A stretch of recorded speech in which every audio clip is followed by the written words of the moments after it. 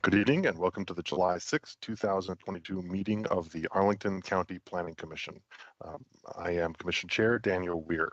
This is the first of two evenings scheduled for our public hearings this month. Tonight, the Commission will hear a request to advertise future public hearings by the Planning Commission and County Board to consider the following actions, actions pertaining to the Courthouse West Special GLUP Land Use Plan Study. The Commission will also receive an informational briefing on the study, on a study on commercial resiliency issues. Tomorrow night, the Commission will hear a request for a use permit for a below-grade parking structure at the Heights School. If you are here to speak on that item, you will need to return tomorrow night. Tomorrow night, the Commission will also hear a briefing on updates to administrative regulations to conduct other Commission business, such as committee reviews. Some additional items required to share with you now. For the safety of staff and residents, we're holding this meeting virtually. Welcome to commissioners, county staff, applicants, and county members who are joining us remotely. We are legally authorized to hold this virtual meeting based on the governor's executive orders, legislation adopted by the Virginia General Assembly, and the county board's continuity of operation ordinance adopted on March 2020. Before I begin, a few specifics to orient everyone to our virtual environment. Tonight's meeting is available as a broadcast with a closed captioning on Comcast Xfinity channels 25 and 1085, Verizon Fios channels 39 and 40, and the county website. Audio of tonight's meeting is available via phone. If commissioners, presenters, or speakers lose internet connectivity during tonight's meeting, please reconnect with us by phone. I understand you can use the phone number provided in the Teams invite, and registered speakers have received Ms. Batter in their speaker registration. For other presenters and speakers joining us through Microsoft Teams, please keep your phones and devices muted until you are called upon. Please turn off sound to any other devices around you to minimize interference, and please keep your cameras off until the clerk calls on you to speak. When called upon to speak, you must unmute yourself by clicking on the microphone icon that is located on your meeting command bar. The moderator does not have the ability to unmute you. Once you've spoken, please turn your camera back off. If you're dialing in by phone, press *6 to unmute. Public speakers, you'll be called upon by the clerk at an assigned time. Pre-registration to speak at tonight's hearing was required, and we are not able to accommodate additional speakers. Public comment will take place within the same time frames as we would provide at in-person meeting. Speakers will have 3 minutes to comment as applicants and 5 minutes to speak if representing an organization. Speaking will be displayed on the screen by the clerk. If you are dialing in by phone and unable to see the screen, we can provide an audible warning at 30 seconds, and you will be muted when your time is concluded. For staff and applicant presentations, I believe that we have asked the presentations be kept to 10 minutes.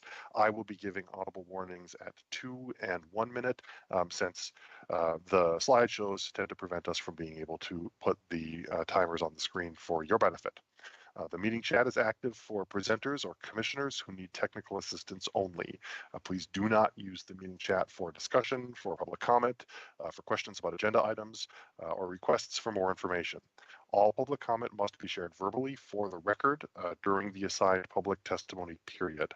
And lastly, this is a public forum. Tonight's meeting will be recorded and posted to the county website. All information associated with tonight's meeting, whether written or spoken, is subject to Virginia Freedom of Information Act requirements. That being said, Madam Clerk, would you please call the first item? Yes, our first item tonight is a request to advertise future public meetings for the Courthouse West Special GLUP Study. We have Tim Murphy from the Planning Division to present.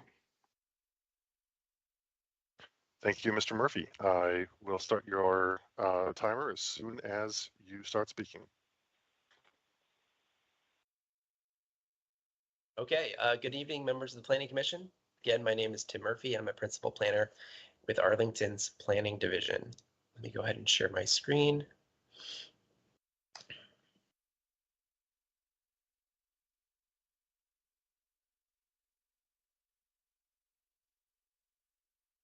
Okay, this item is a request to authorize advertisement of future public hearings by the Planning Commission and County Board to consider actions pertaining to the Courthouse West Special General Land Use Plan Study.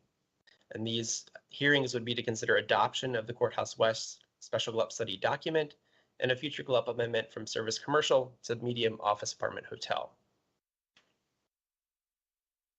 Tonight's presentation will review the study background, the feedback received during the study, the draft study document with a focus on the GLUP designation and building height recommendations, the requested actions and next steps for the study.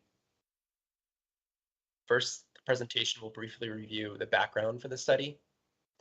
The study area is located at the western edge of the courthouse metro station area and is within a quarter-mile radius of the courthouse metro station. The area is located in a block bounded by Wilson Boulevard, North Cleveland Street, Clarendon Boulevard, and North Danville Street, outlined in red here. The applicant's request is for a GLUP amendment to change the GLUP designation from service commercial to high office apartment hotel. The applicant also anticipates requesting a rezoning from C2 to the CO zoning district. And this request would be examined in the future, would accompany a potential site plan application. The study process was initiated in December 2021 and involved 2 meetings with the Long Range Planning Committee, or LRPC, and 2 online feedback opportunities. During the study, equity was a key consideration in the development of the recommendations, with the intent to support accessibility and inclusion within the study area. The incorporation of equity in the study supports previous actions taken by the county board, such as the 2019 equity resolution and the establishment of Arlington's racial equity initiative. The next section of this presentation highlights some of the feedback provided by the LRPC and the community during the study. Diverse feedback on the building height and density recommendations have been provided throughout this study process. The initial online engagement session sought feedback from stakeholders regarding which of the 3 preliminary massing scenarios they felt best reflected draft guiding principles that were developed for the study. And the results shown here indicated that there was a range in preferences in this initial engagement session, with no majority among the 3 different scenarios. These diverse views on building height and density were also expressed at the January and May LRPC meetings. On one side, staff received feedback that expressed a desire for greater building height and density.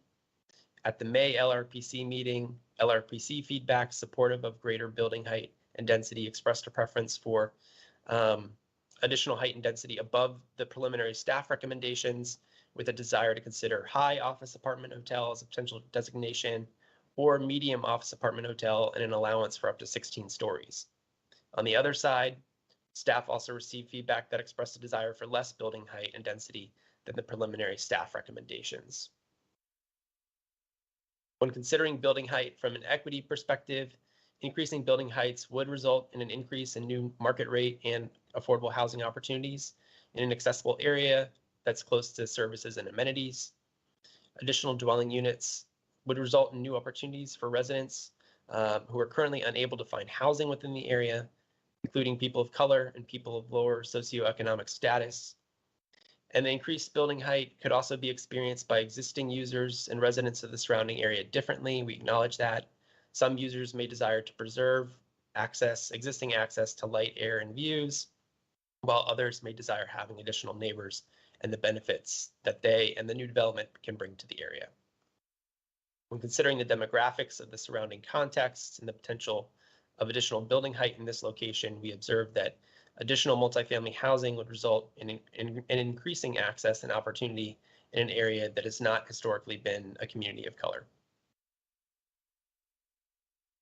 When considering building height within the larger context of the existing plan guidance for the Roslyn-Ballston corridor, there are areas where building heights of 14 or more stories have been envisioned at the edges of planning areas.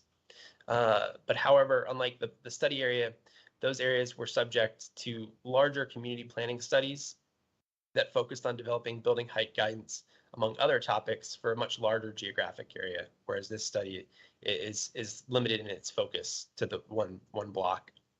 Given the surrounding context of this study area, with the adjacent townhouses to the south, and the limited focus of the study in developing guidance only for the study area, as opposed to a more comprehensive, larger study that recommends where building heights are appropriate throughout a larger area, staff considers 12 stories appropriate for this location. So having reviewed the feedback, we'll now turn to the draft study document and the draft recommendations. This slide reviews the draft guiding principles and in italics identifies their relationship to the different elements in the draft study document. The principles are intended to provide high-level goals for the study area and are intended to guide future redevelopment. After the May LRPC meeting and the conclusion of a public feedback opportunity to review and comment on an earlier draft of the study document, staff has updated the principles to remove a reference in the third principle to a specific building massing orientation, and has also added additional clarity to the fifth principle regarding consolidation of the properties within the block. For the potential GLUP designation, staff recommends that an amendment to medium office apartment hotel is within the realm of consideration. This recommendation considers that the designation supports medium density development, which is consistent with existing plan guidance in the courthouse sector plan addendum that identifies higher density commercial residential mixed use development for the area. This designation would also be consistent with other development that's located in a similar context in the Roslyn-Ballston corridor at the edge of a quarter-mile radius from a metro station and adjacent to a lower density residential use. The designation allows for a multi-story residential building with retail or retail equivalent uses, which is consistent with the feedback received regarding desired land uses. This designation would allow for taller heights than other medium density mixed use GLUP designations, which would allow for greater height in the center of the block and greater tapering down to the edges of the study area. And this consideration also, this designation recommendation also considered 3D computer modeling of building massing and height scenarios, including shadow studies and view studies, as well as a preliminary transportation analysis. For building heights, as noted earlier in the presentation, staff is recommending a maximum building height of 12 stories near the center of the study area, tapering down to a maximum heights of 4 to 6 stories at the edges of the study area and adjacent to an envisioned public space along Clarendon Boulevard. These height recommendations considered the shadow and view studies previously mentioned, feedback regarding height transitions in the study area's context, as well as plan guidance and comparative site plan guidance in the Roslyn-Ballston corridor. 2 minutes remain, Mr. Murphy. Thank you. This slide highlights the additional land use and building design recommendations. What is notable here from the May LRPC meeting is a new recommendation has been added. The last bullet, it highlights the importance of site consolidation to support future development in the study area. This slide also identifies and includes the illustrative modeling that is included in the study document. If there are questions about the illustrative model, I'm happy to bring this slide back up during the discussion. The document also provides recommendations across 7 other areas in addition to land use and building design, including the provision of public space and multimodal transportation improvements to improve accessibility and safety.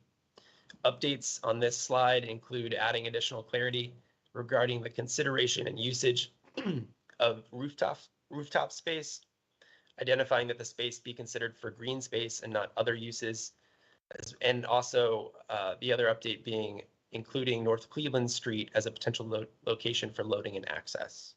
About 1 minute left, Mr. Murphy. The additional recommendations focus on these additional 5 areas. The new information from the May LRPC meeting shown here is adding a recommendation regarding family-sized dwelling units. And so this, to recap, the study document is intended to provide the principles and recommendations that can help guide a comprehensive development. To recap, the focus of this presentation again is a request to authorize advertisement of future public hearings related to the adoption of the study document and a future GLUP amendment. That hearing would occur concurrently with a future site plan application. For next steps, staff anticipates moving the request to advertise to the county board this month at their July 16th meeting. And then dependent on that feedback and the feedback at this meeting tonight, staff envisions that the draft study document could be considered for adoption in September by both the Planning Commission and County Board. This concludes the staff presentation this evening.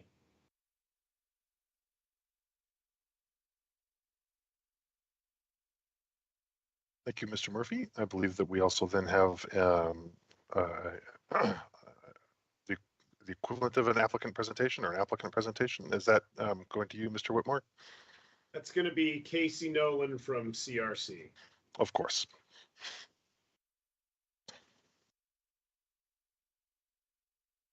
If I could be given control to share, that would be great.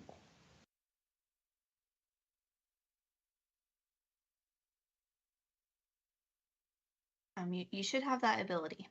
I just got it. Thank you very much. Mr. Nolan, I have 11 minutes on the timer. Afford you the same extra time that we gave to Mr. Murphy, and at your leisure. Thank you very much. Good evening, commissioners, staff, and other members of the community. Thank you for the opportunity to discuss a special GLUP study for the proposed Courthouse West project from the applicant's perspective. For those of you whom I've not met, my name is Casey Nolan, and I help lead the local development team for CRC Companies. First off, thank you to the county staff that has worked tirelessly on this effort, and thank you to the community for your participation in LRPC meetings and the online engagement opportunities. We look forward to the continued engagement with the community and staff through not only the remainder of the GLUP process, but also future stages of the project. Tonight, I'll spend a few minutes introducing our team, discussing the site, sharing our vision, and recommending next steps. Formerly known as Clark Realty Capital, CRC is an Arlington-based turnkey development and investment firm. We have a 30-year history of delivering purpose-driven projects. We are privately held and focus on long-term ownership and management of our projects, which are primarily mixed-use residential. Although we are still early in the planning stages, we have assembled a team that includes not only a lead architect and buyer Blender Bell, but also retail and landscape architects to have their input on how the retail, residential, and open space will best work for the residents, retail patrons, and community. Our entire team has Arlington experience. I want to briefly highlight our history in Arlington. We've been based in Ballston for over 15 years and have completed several award-winning projects in Clarendon. The Clarendon abuts Lion Village and went through the 4.1 process. 10 Select is by right, and we feel represents the quality of design and examples of family-size units that we did with no requirement to do so. And the 10 at Clarendon went through the UCMUD process and was the first LEED Platinum residential building in Arlington and set a new standard for successful live-work units. We have invested in the Courthouse West project to make Arlington an even better place to live, work, and play. Staff has done an excellent job orienting everyone to the site. I wanted just to highlight why we feel a mixed-use residential zoning category and density makes sense at this location. The Courthouse West block is a gap in the Roslyn-Ballston corridor. It is a sea of asphalt that has been there for decades and could be a mixed-use project that weaves the courthouse and Clarendon neighborhoods together. While there has been a healthy discussion about planning concepts that date back to the 1980s, we feel a site with not one but two metro stops a short walk away is where housing and density make the most sense. This is a multimodal site. Redevelopment of this block will improve the pedestrian and cyclist experience at this location. There's also been some discussion about the special GLUP study encompassing the entire block, although our firm does not control the small used car lot located on the upper right corner of the block. There's precedent for GLUP studies having been done without full block consolidation, such as the Washington and Kirkwood one. More importantly, legal counsel for the adjacent property owner has supported the study, and the study does enable a potential consolidation without additional planning time in the future by staff. I'd like to spend just a few minutes sharing how we arrived at and what our vision for the site is. While the details of the listed planning goals on the left are worked out during the 4.1 process, the update to the GLUP will enable the next phase of planning to move forward. The by right option for the site today falls short in the planning goals and priorities discussed in the current process. These include, but are not limited to, public open space and affordable housing contributions. While it's been discussed by staff previously, I want to highlight that there is a sector plan in place for the Courthouse West site. That is different than most prior special GLUP studies where sites lack planning guidance. Courthouse West was envisioned by the county as a site in a higher density commercial residential mixed use district. Our interpretation of the intent of the sector plan, combined with the attributes of this transit-rich site, was that CO was the appropriate category. Staff has recommended a medium density category representing CO 2.5, which has a unit per acre cap versus an FAR density cap, and has added a height cap of 12 stories versus the 16 stories allowed in the zoning category. Our recommendation is to remove the height cap to enable flexibility in the design during the 4.1 process and achieve more housing in a location that is served by transportation infrastructure, walkable jobs, and numerous amenities. Staff has depicted potential massing schemes in its report. We have included one as well that shows how a building might be oriented, tapered, and sculpted. While this is just a schematic plan, it shows how a building can be broken apart into different heights across the block and how open space might work. For context, we also depicted the adjacent two blocks built out to their maximum allowable height under their current respective zoning categories and sector plans. The 4.1 process is where discussions about the building tapering and open space layout and programming will and should occur. Similar to how the exact layout of open space should not be set now, we do not feel it is appropriate to constrain massing flexibility at the special GLUP study stage. This schematic image of the ground floor shows how the building might load, where delivery and rideshare drop-offs might occur, and how retail, open space, and streetscape could lay out. This and further discussion of community benefits are what the SPRC process addresses.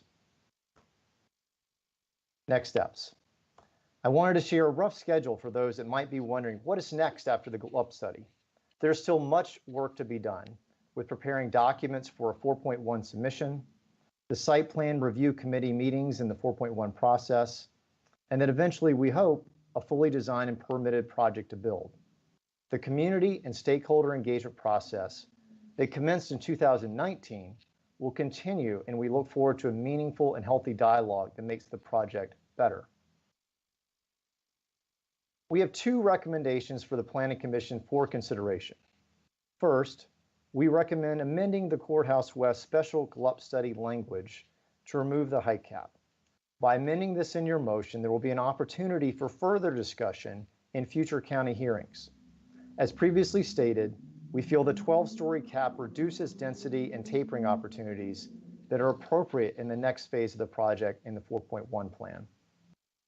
And from a planning and policy perspective, every floor under 16 stories or even a portion of the site reduces additional housing supply and affordable housing contributions. Secondly, we do recommend approval of the request to advertise subject to the above amendment.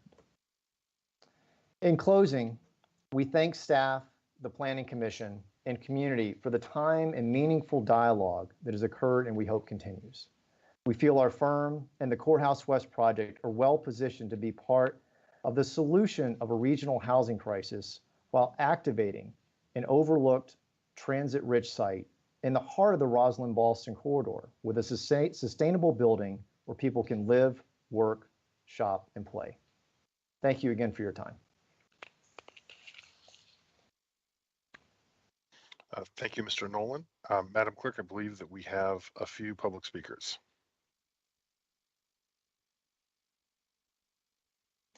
We do have some public speakers on this item, 14 to be exact, so I'm going to share my screen here.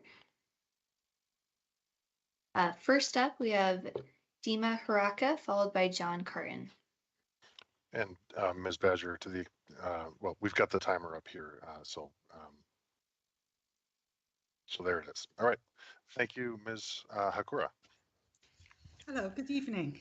As you all know, can you see me, by the way? Okay, Okay, sorry. Okay, let me start.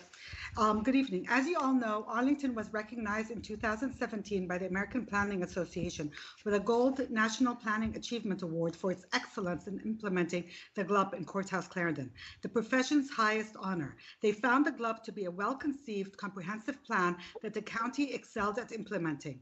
What struck me in the APA's summary is a quote from a local restaurant owner. "We see everyone from all walks of life and all ages because this area has a little something for everyone. We care about the personality of the neighborhood." And I say today, yes, we care about the personality of our neighborhood. The club's comprehensive plan establishes the character of the area with a well-studied balance and rhythm, where areas of high density smoothly transition with those of low density. The recommendation by the county and the developer's application are to substantially change the character and divert from the thoughtful planning by placing a high rise of 12 stories or more in the middle of a low story area.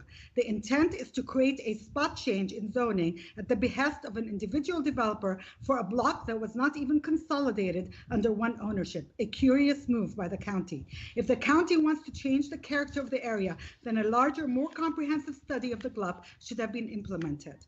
Placing a dramatically higher density on this lot that the lots adjacent to it on all four sides does not make sense. If the desire is to add housing on that lot, then a mixed-use, low-density designation is much more appropriate and would fit in with the character and personality for which people are attracted to the Courthouse Clarendon area for their work, homes, pleasure, and entertainment.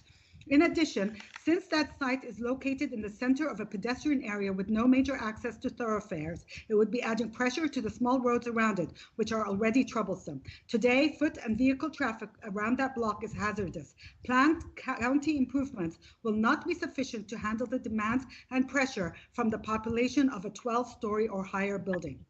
Further, there are plans currently underway for many new density developments in this area at Courthouse, Clarendon, and Virginia Square, way too many to list. This is going to place an appreciable strain on the services, facilities, parks, traffic, schools, and infrastructure in this in an already dense area than the county's ability to meet those needs. The county has not met the burden of proof that even more high-density development is sustainable for this site. For furtherance of equity, we need to maintain the same quality of life as other Arlingtonians have. We all want to see the site develop. We want it to be successful, but we want that done in a smart growth method that Arlington has always led by. A low-density, mixed-use development would be the most appropriate designation in a GLUP amendment that serves the needs of current and future inhabitants. It may also be a good opportunity to encourage a missing middle development on this site. Thank you.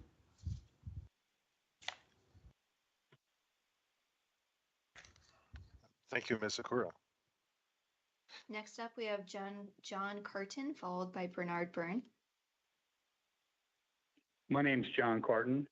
I'm the president of Lion Village Citizens Association. The block in question is covered by the county's courthouse sector plan, which calls for service commercial buildings on the site. The site's currently zoned service commercial C2, as we know.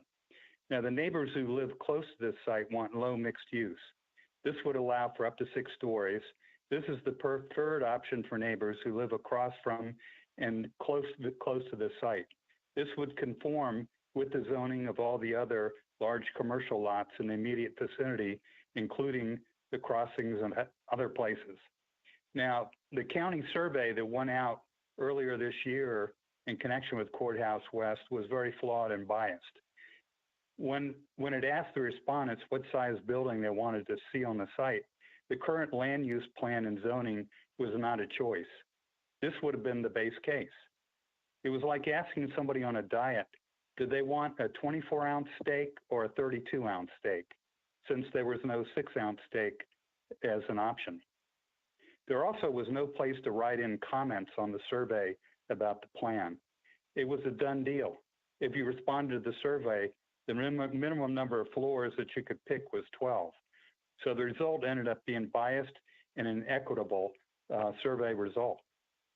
Now, Arlington's planning in the metro corridor follows the nub concept used in Northwest Washington and other places, with greatest heights at the metro stations and lower heights further away. This is what the long-time plan for the RB corridor calls for in building heights and densities, that they should taper down between stations and be consistent with the and be consistent with these long-term county planning principles. This site is just about halfway between Courthouse and Clarendon Metro Station. The proposed building height presents a problem in that the height of the buildings on the north side of Wilson are just opposite 1 and 2 stories. 12-story buildings with tower over houses in Lyon Village. So, and once this change is made to the sector plan, and this is permitted, we open the door to other developers that will want the same density as offered here. So it'll be hard to deny them. So our recommendation is limited to 75 feet. So we request that the Planning Commission recommend a more livable building and not succumb to spot zoning in this case. So we would prefer to see it no more than 6 stories. Thank you.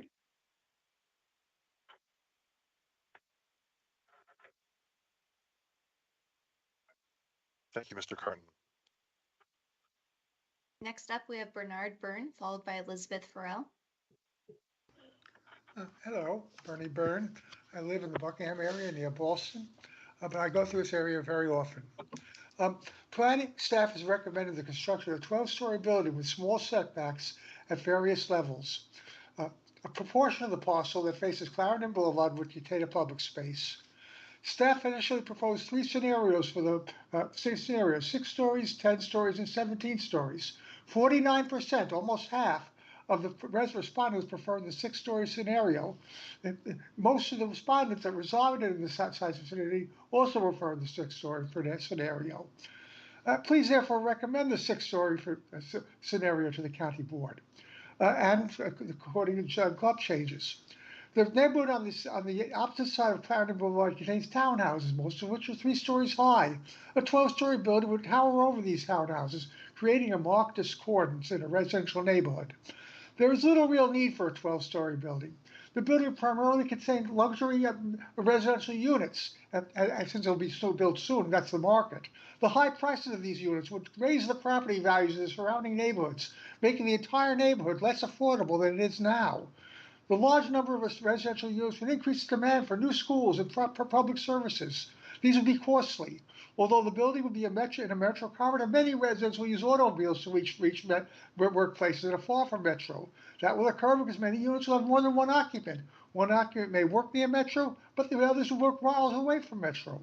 It's important to recognize that VDOT recently added 2 lanes in I-66 west of Walston to reduce the traffic congestion that development along the RB corridor has generated.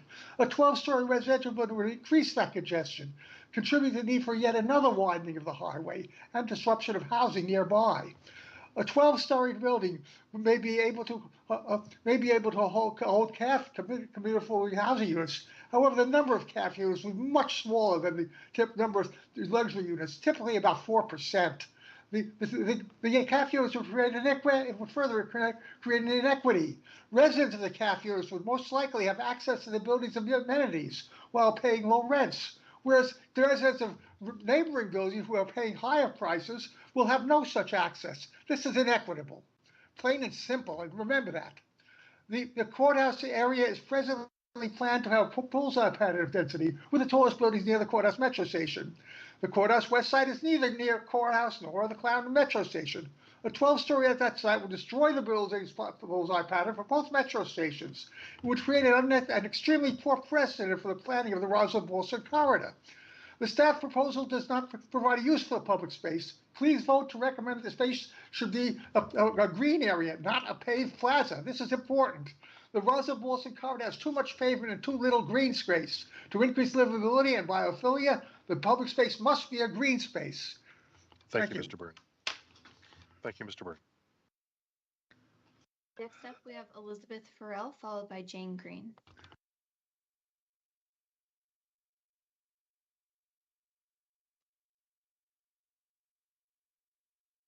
Elizabeth Farrell.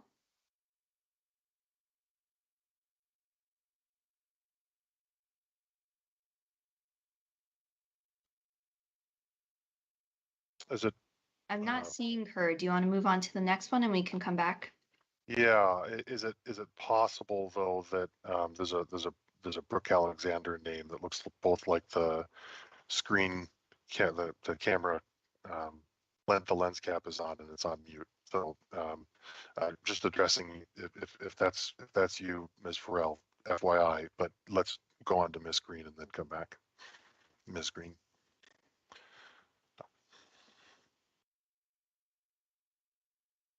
All right, hello. Can you hear me? We can, thank you. Great. My name is Jane Green. I live in Radnor, Fort Myers Heights, in a building that is situated between the courthouse and Roslyn metro stations. I am asking that the staff preserve flexibility at this stage in the process for this project by removing the additional height cap up to 12 stories. Allowing a building that could potentially reach up to 16 stories in a process that will be worked out through the site plan will not only have the potential to house more people in this very transit-rich area, but will also support the creation of a more sculpted and potentially, a more attractive building in the end. One of the biggest things that I'm concerned about reading the staff report is that even now in the 21st century, with a housing crisis and a climate crisis, the staff report is still expressing concerns about the proximity of tall apartment buildings to lower density residential areas. I think it is far past time for us to stop enacting policies that are founded on the assumption that single family detached homes need to be protected from apartment buildings. This site is situated in a very high capacity multimodal transportation network. The low density neighborhoods that exist within a few blocks of this corridor are underutilizing their land. That should not be a reason to force this property owner and adjacent property owners to underdevelop their capacity and underdevelop what the market could need just because we have underutilized land nearby. And some folks have mentioned the courthouse sector plan. I think the most recent update to that is 1993. A lot has changed, a lot is changing. We need to start building for the future, and that means allowing higher than what is currently there and higher what is nearby, and allow this building to allow something to replace what is currently a vacant lot with a place to house people who want to live in Arlington. I'll leave it at that. Thank you so much. Thank you, Dr. Green. Okay, I heard from Elizabeth Farrell. She is on the phone. I believe you press *6 to unmute. Is that correct? This is Elizabeth Farrell. I figured out how to unmute myself. Can you hear me? Yes, we can. Thank you, Ms. Farrell. Okay, would you like me to go now or should I wait to the end? Now would be a very good time. Let's if it's good for you, let's proceed. Great. So, hi, my name is Elizabeth Farrell, and I live at the corner of Danville Street and Franklin Street, and I can see the proposed building site outside my window, my kitchen window. I've spoken to many members of my community who live on my block, and I'm trying to express my opinions as well as theirs. We have many young families on the block. I counted 15 children under the age of 18 living on just our block between Franklin and Key. We have many concerns about the height and size of the building, but we specifically have concerns about the traffic. We are a yield street, which means it's a two-way street with just three lanes wide with parking on both sides. We have a light at Danville and Langston Boulevard, and so both Google Maps and Waze directs a lot of traffic down our street already. Regularly, we have people driving too fast for the street, even though we have traffic calming measures. A few years ago, someone actually drove so fast around the corner in front of my house that their car flipped over. Luckily, the person wasn't hurt. As a result, we have concerns about how much traffic a 12 to 15 story or 17 to 20 story building would bring. We strongly encourage the board to seriously consider the low option. The developer proposes that we all imagine all the buildings in the area are built to their highest authorized height, but that is simply not the reality. When I look outside my window, I see the Whole Foods building, I see the Clarendon Crossing buildings, and those buildings are not built to their maximum height. We think it's important to consider the way the community is right now, not some sort of imagined state that it is not. We think that a 12 to 15 story or 17 to story building would be very out of place in this area. We want you to consider adopting the low option or at very least maintaining the height cap. To be clear, we are not opposed to affordable housing, and we think that the low option does come with some space for affordable housing. Thank you. Thank you, Ms. Farrell. Ms. Badger, I yield back to you. Okay. Adam Theo is next, followed by Noah Higgins. Good evening, Planning Commission. I'm Adam Theo, independent candidate for Arlington County Board, as well as Vice President of Ballston Virginia Square Civic Association, although I'm not here in that capacity, only to show my commitment to the area. I've lived in Ballston I've lived in Ballston for approximately 9 years, and I've passed by this site, Courthouse West, hundreds, in fact, it's probably safe to say over 1,000 times by now, going to and from Roslyn, the Whole Foods, Courthouse. It's been an area that's, I've noticed time and time again, is kind of a horribly underutilized space. And to see some potential development coming in there is exciting. I don't have any qualms or fears about height up to even 16 stories. I think that 16 stories would be very appropriate for the Roslyn-Ballston corridor. I myself, up until 2 weeks ago, lived in a 20-story building, and it was perfectly fine. That whole area, that area between Roslyn and Ballston really is a single neighborhood in a way, one big neighborhood that can easily accommodate buildings of that height, 16 stories, 20 stories. Thankfully, I'm glad to see that with this proposal, the high office, apartment, hotel designation will accommodate 16 stories, and I think that is what is appropriate for here. One reason that I'd like to see up to 16 stories instead of just the 12 that is being proposed by staff is the higher you go, the more opportunity there is for setbacks. And I want to see street trees for added tree canopy along all 4 sides of the block. That really wouldn't be done with just a 12-story building.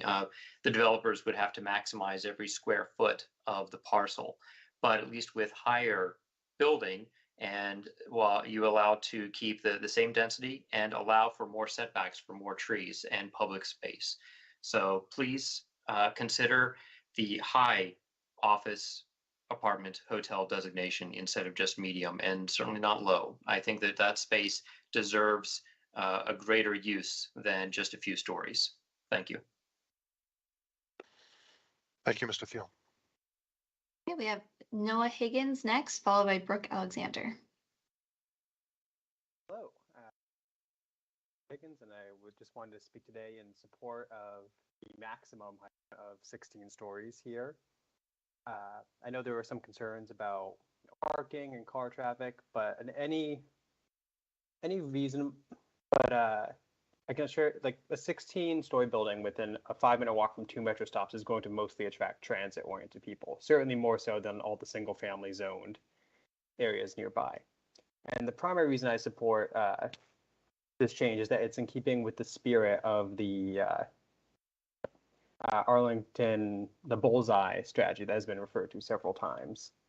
And by the spirit of that, any place that's 5-minute walk from 2 metro stations should be an area of high density, more affordable housing.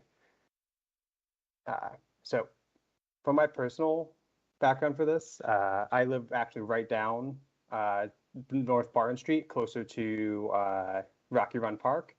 And I think that the building would fit perfectly in the area. I don't think it would be, I know there are a lot of areas that are zoned for, they're more low rise in the area, but it is also very, very close to a number of higher buildings. And I think is in keeping with that, the principle of having that main corridor be more housing for more people. We have a severe affordability crisis in Arlington, which is causing a lot of people in my demographic who are young people who are looking to start families to have to like move out of Arlington to find anything affordable. Challenging to stay here as is without any expansion of the housing supply. So that's why I'm speaking here today to advocate for allowing more housing rather than less. And I am a resident of the area, and I too walk by the area. And currently, the only thing that's there is I think there are 5 food trucks that park there overnight, which love food trucks, but there is definitely better use for that space, and that place spaces and that use is more homes for Arlingtonians. Thank you. Thank you, Mr. Higgins. Next up, we have Brooke Alexander, followed by Scott Podowitz. Sorry if I said that wrong. Brooke and Chair Weir, Brooke Alexander has a slideshow that she would like to show. Is it okay if I bring that on the screen? Yes, of course.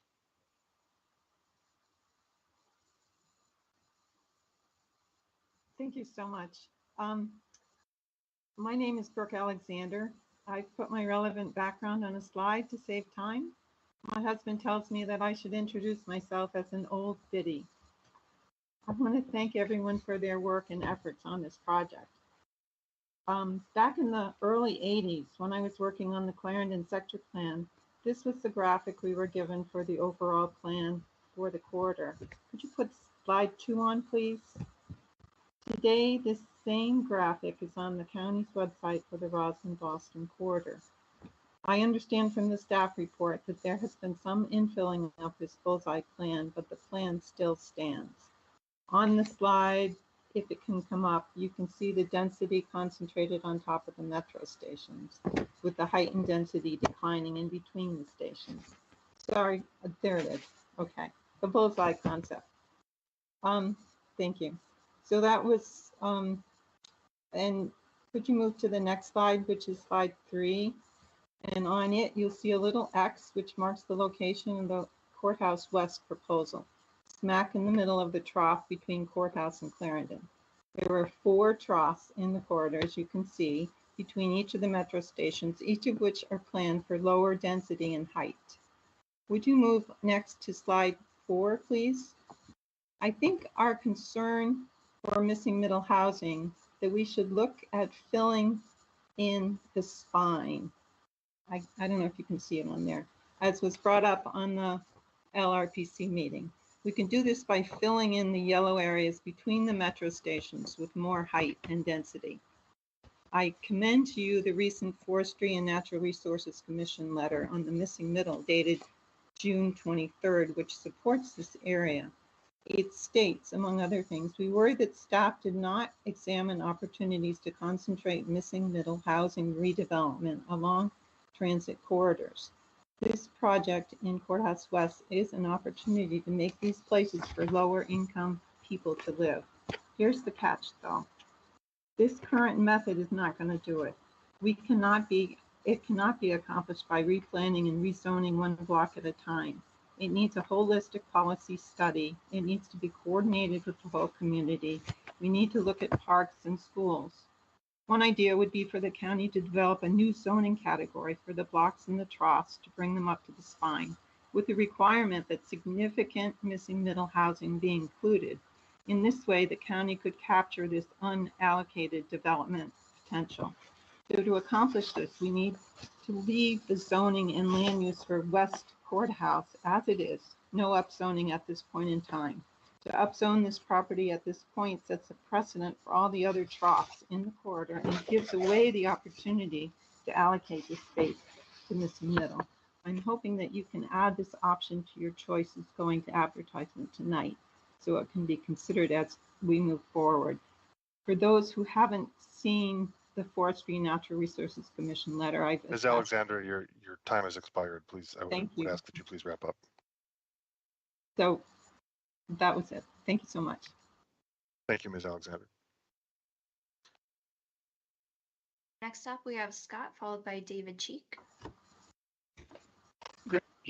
Thank you, Mr. Chair, members of the commission. My name is Scott Pedowitz. I'm the Virginia Government Affairs Manager for the Apartment and Office Building Association, but also, and more significant in my life, I'm a more than 14-year neighbor who's been living a mere 3 blocks from the site we're discussing this evening.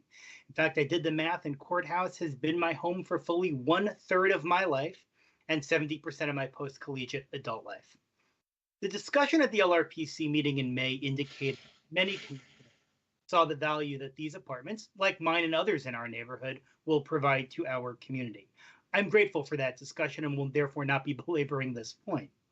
Moreover, we had much conversation at the time about the benefits of not being constrained by the original mid-20th century Metro Plan bullseyes, as experience since has shown that future residents at this site will walk both to Courthouse and to Clarendon metros, not to mention making extensive use of the many, many buses that pass right alongside of it. I thus encourage the Commission to recommend to the Board a special GLUB study advertisement that will allow our planning processes to deliver the best possible project at this site, which is bounded by both Wilson and Clarendon Boulevards. Recall that we will be back here again several times with this site. We will have the hearing on the GLUB change, whose advertisement we're discussing now. That'll be in a couple of months. And then we'll have a site plan application. And that will come with a complete site plan process, which will help sculpt and tailor the project. And that really brings me to my key point for the evening, and one which might seem counterintuitive until we dig in and think about it. Limiting height at this stage risks forcing a bulkier project later when we get to the site plan process. So notwithstanding the theoretical blocky images that you see in the staff presentation, higher floors in any delivered project are likely to be significantly tailored, and their presence can even allow for more tapering at lower floors than would be without the higher floors, all done without sacrificing the number of units. By contrast, if we constrain our height options now, we will preclude ourselves from considering such design options later.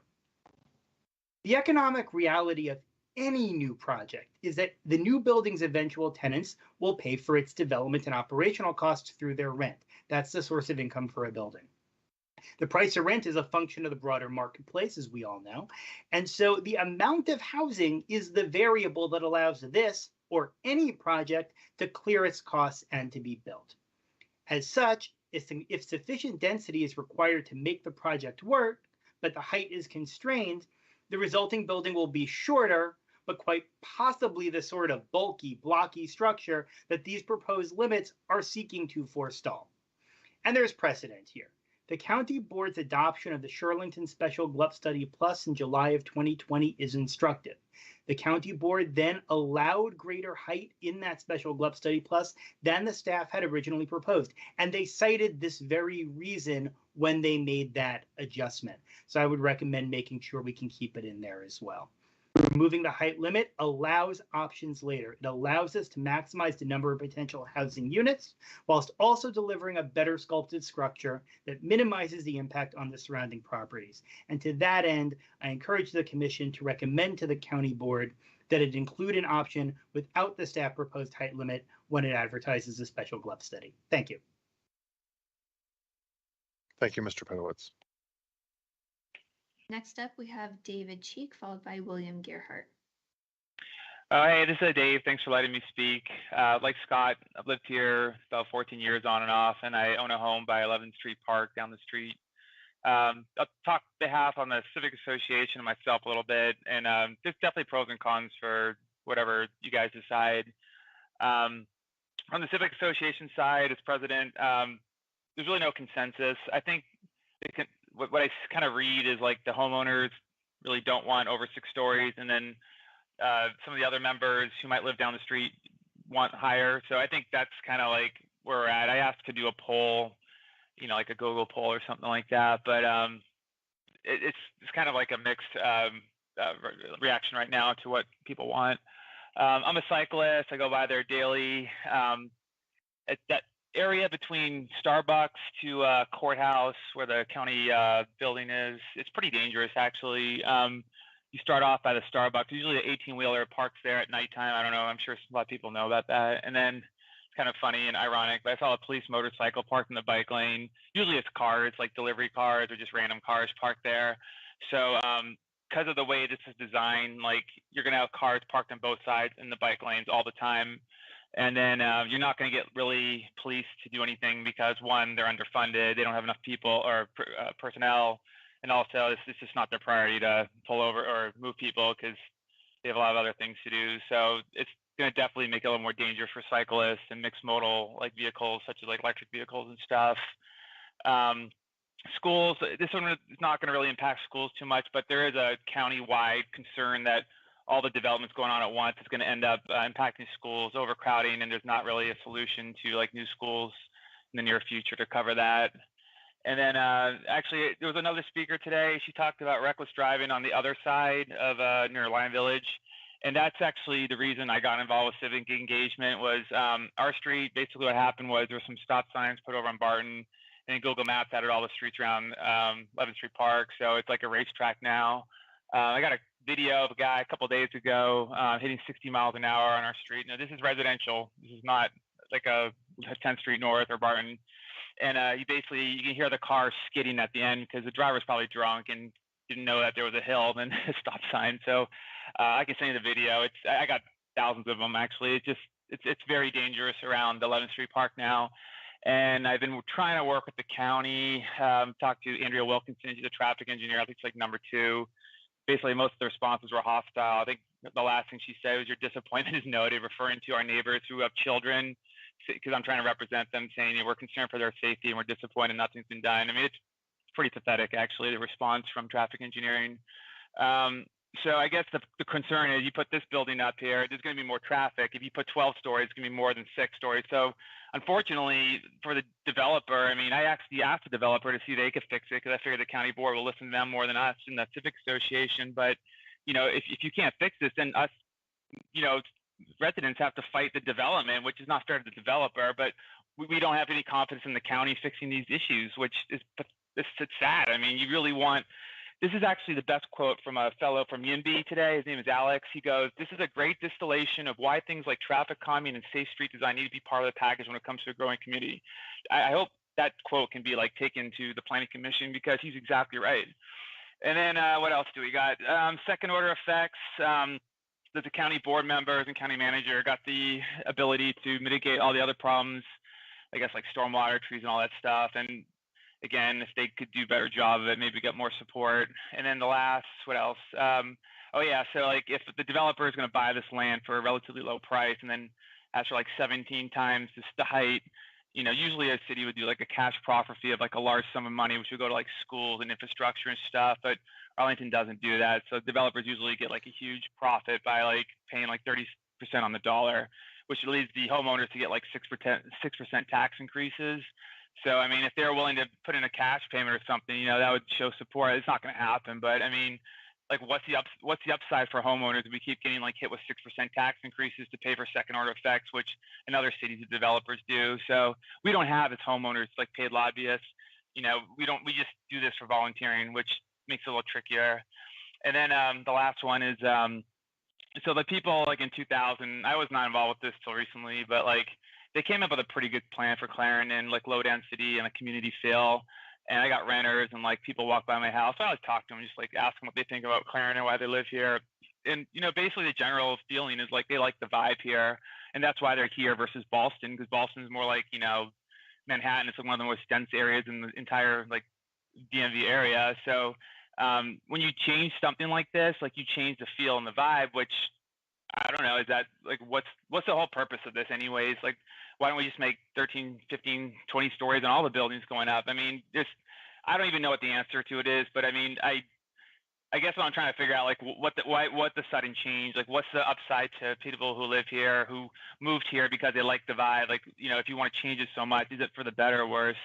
And I don't think anyone's against 4 to 6 stories, but above that comes the issue. So I don't know if the word NIMBY is really applicable because people are like, yeah, let's upzone, let's make it look nicer. Mr. Cheek, your time has expired. Yeah, so that's all I got anyways. But thanks. Yeah, I'm done. So I support the mixed flow use, but thanks for everything you guys are doing. That's all I got. Thank you, Mr. Cheek. Next up, we have William Gearhart, followed by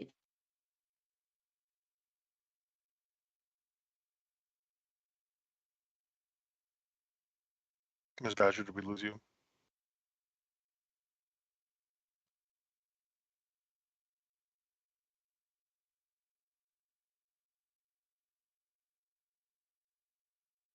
Sorry about that. I think I got frozen for a second. Oh, okay. We have William Gearhart up next, followed by John Jack Pillsbury.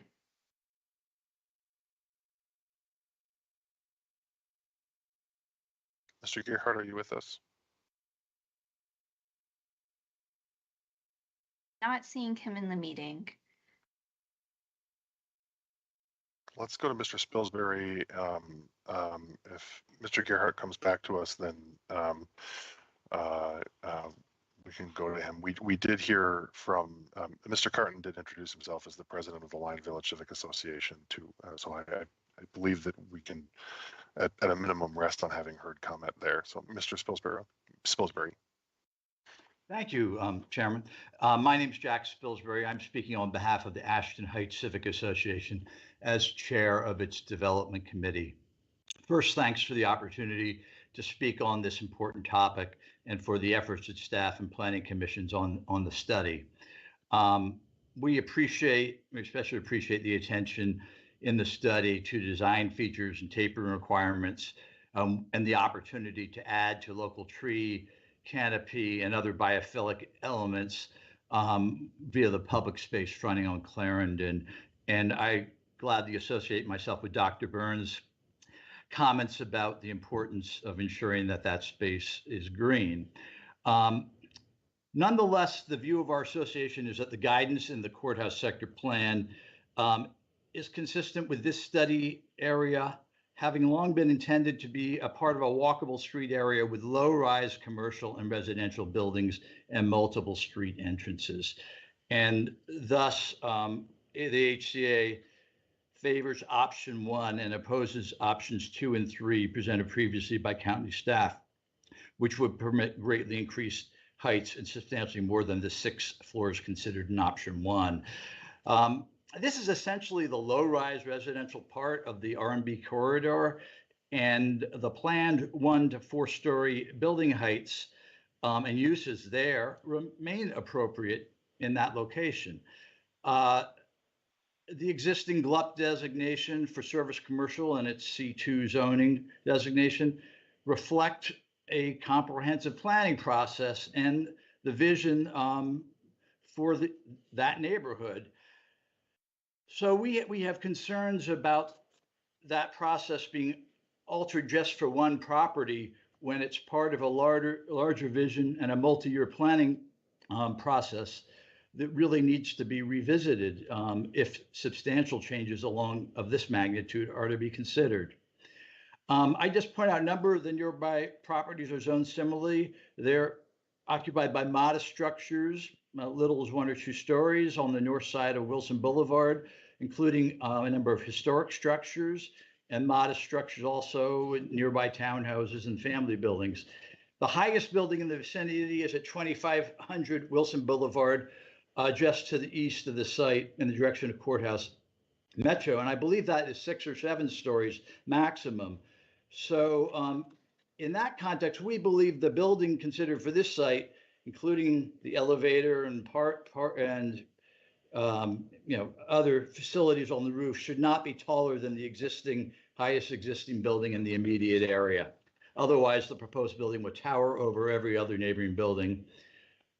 Okay, we're concerned that the GLUP change proposed, the corresponding rezoning and resulting buildings would also have likely significant adverse impacts on the surrounding community in terms of traffic, light, reaching the street, and neighborhood character. And bigger buildings would mean more traffic, and traffic is already a major problem in that narrow stretch of the corridor between those two boulevards. Finally, as I said, we're concerned that the proposed amendments to the GLUP and zoning of the site would lead to similar requests for GLUP and zoning changes for nearby sites in both Courthouse and Clarendon sector plan areas. And we believe that maintaining the integrity of the longstanding land use policies and zoning is important to the neighborhoods along the corridor. And it's important that plans adopted with community support be supported. Plans supported by the community should not be changed without express community support. Otherwise, the community will not have trust in the process. In particular, changes made in one part of the corridor can encourage developers to cite those changes as precedent for changes in other parts of the corridor. And this is part of the reason why all of the neighboring civic associations are here speaking tonight. So that's all. Thank you for your consideration of our position. Thank you, Mr. Spilsbury. Next up, we have Carmen Romero, followed by Mark Rosenau.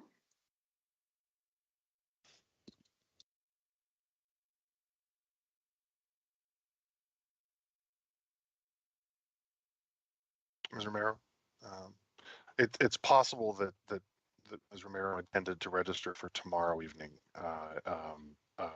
because the APA property across the street from the Heights.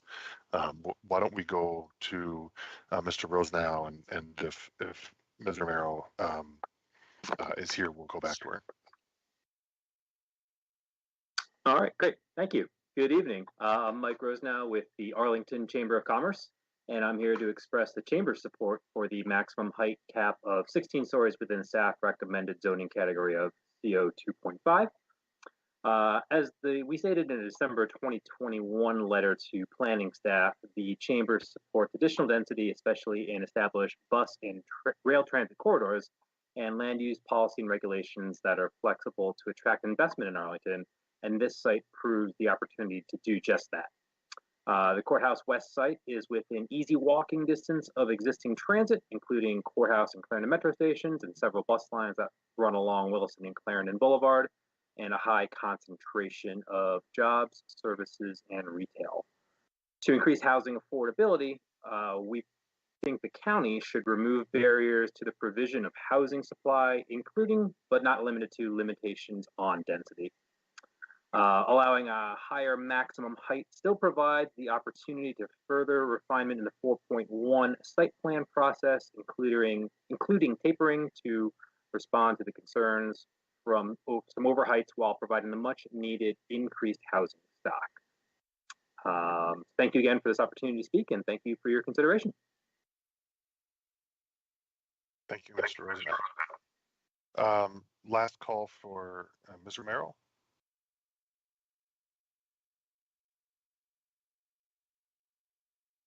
Yeah,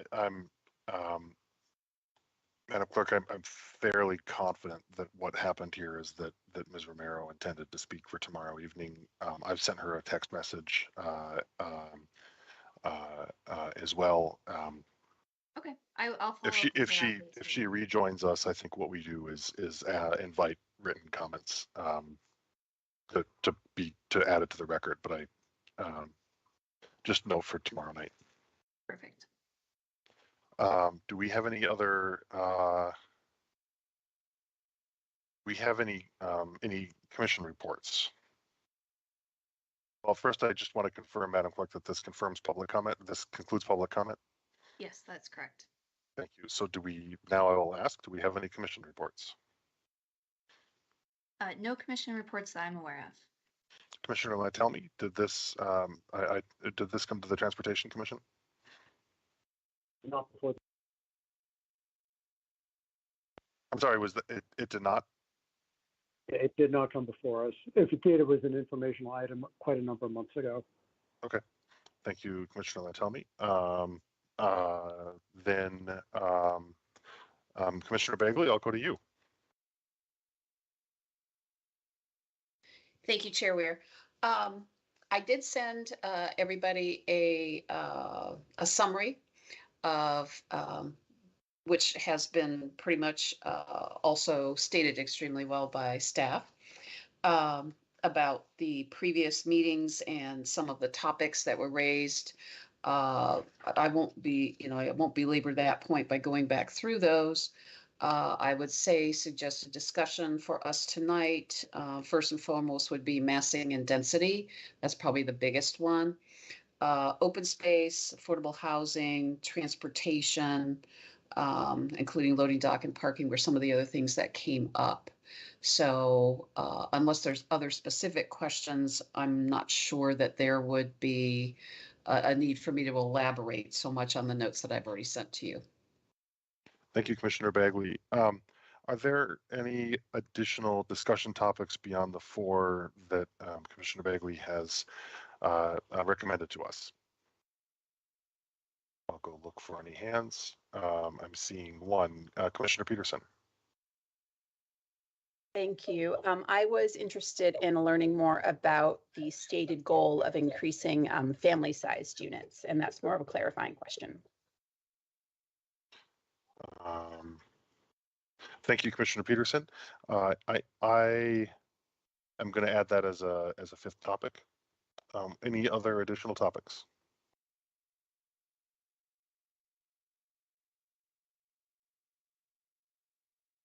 So what I think that I would like to do is actually start with open space, affordable housing, family-sized units, transportation, and then let's cover massing and density last, since I believe that that's where, since I agree with Commissioner Bagley that that's where most of the discussion is going to be. If there's any objection to that, please raise your hand, pipe in, but seeing no hands go up, I think we'll start with open space. Are there any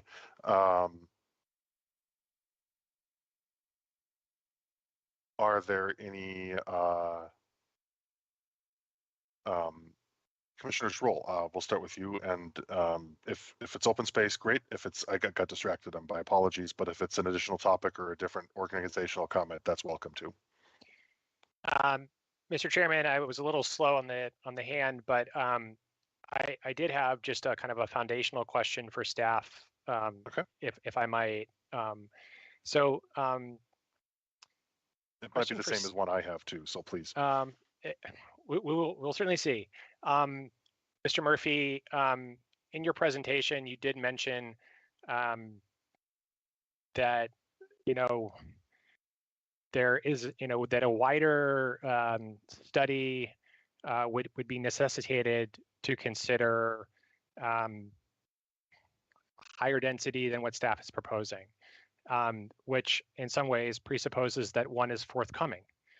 And I would like to get a sense from staff what the plan is to update the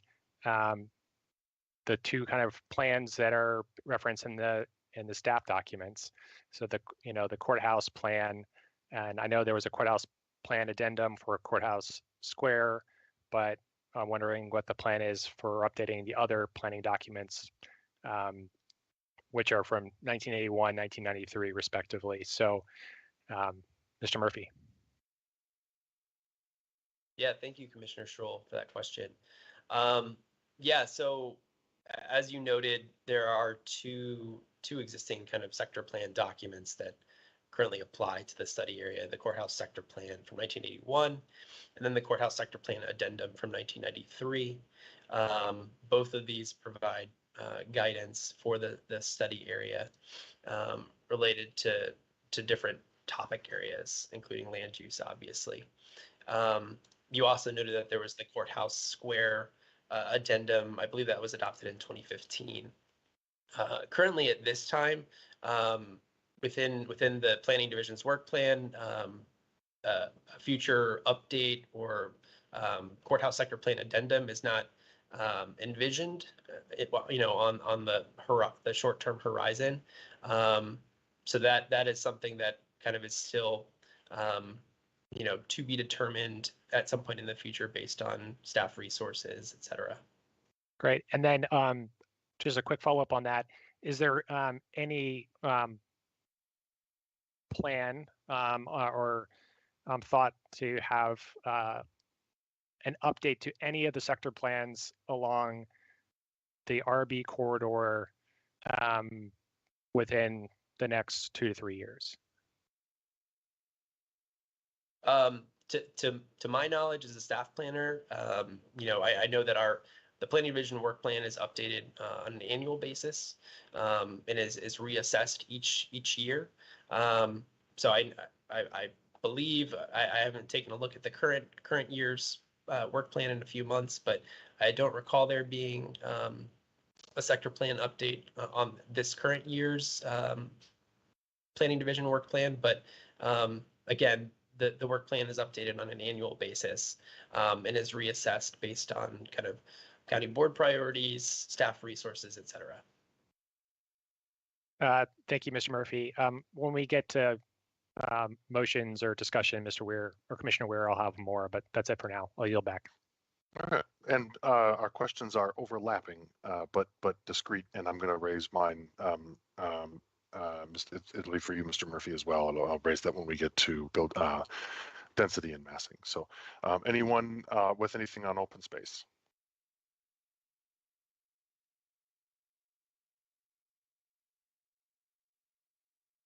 I think then the next topic will be affordable housing, and Commissioner Peterson will. I'll come next to the family size units.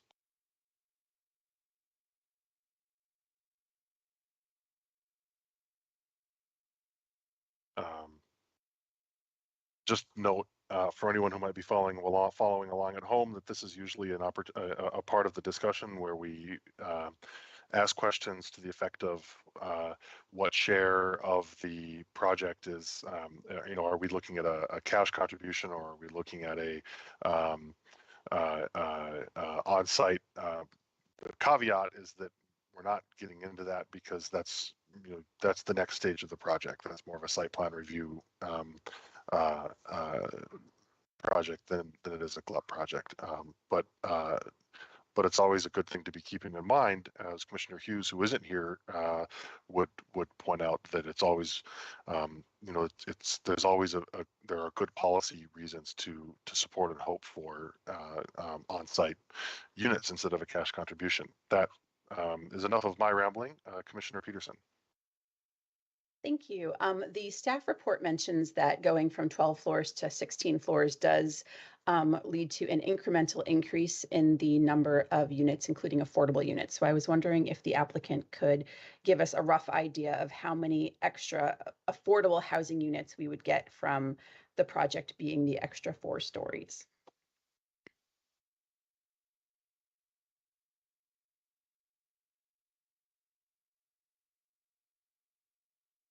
Commissioner Peterson, thanks for your question.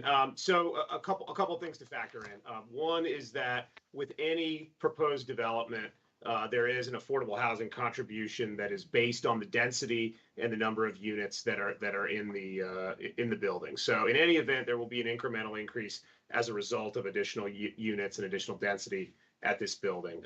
There will also, provide the opportunity for a good number of units based on the tapering and massing of the building that's ultimately selected. I don't know if we have a specific number for what that increase would be, but it could be in total, each floor would be 25 to 50 total additional units, some proportion of which would always be affordable. Okay, so I'm not sure what the percentage that's required, but are we talking like 0.63 extra units, which actually gets rounded down, or are we talking like, oh no, you're actually going to get like 5 extra affordable units? So the numbers are based on a formula that is determined at the time of the site plan review. So there are certain percentages that the county staff typically looks for any development in the RV corridor or through the site plan process. So there will always be a concomitant increase in affordable units with an overall increase in density at any site. Okay, Mr. Murphy, do you have just a general idea of the formula that if there's 25 extra units per floor times 4 additional floors, what does that actually equal? I'm just trying to figure out like if we're actually going to get extra units, or if the percentage actually is less than 1, and so we aren't going to get anything extra for the 4 floors. Yeah. So I don't have the specific math in front of me, but as Mr. Whitmore noted, the way in practice the affordable housing requirement in the zoning ordinance works is it's applied, and it's a percentage-based requirement that is standardized, and so it's really based on the total GFA, or gross floor area, of the building, or the proposed site plan. So, it's truly dependent upon what that site plan project looks like. And we would see most likely a small increase in the number of committed affordable dwelling units. Okay, thank you. Thank you, Commissioner Peterson, Mr. Whitmore, and Mr. Murphy. Going to go to Commissioner Bagley. Thank you, Mr. Chair. I have a question for the applicant. And are we assuming that this will be a rentals project? And if so, will this be luxury or market rate?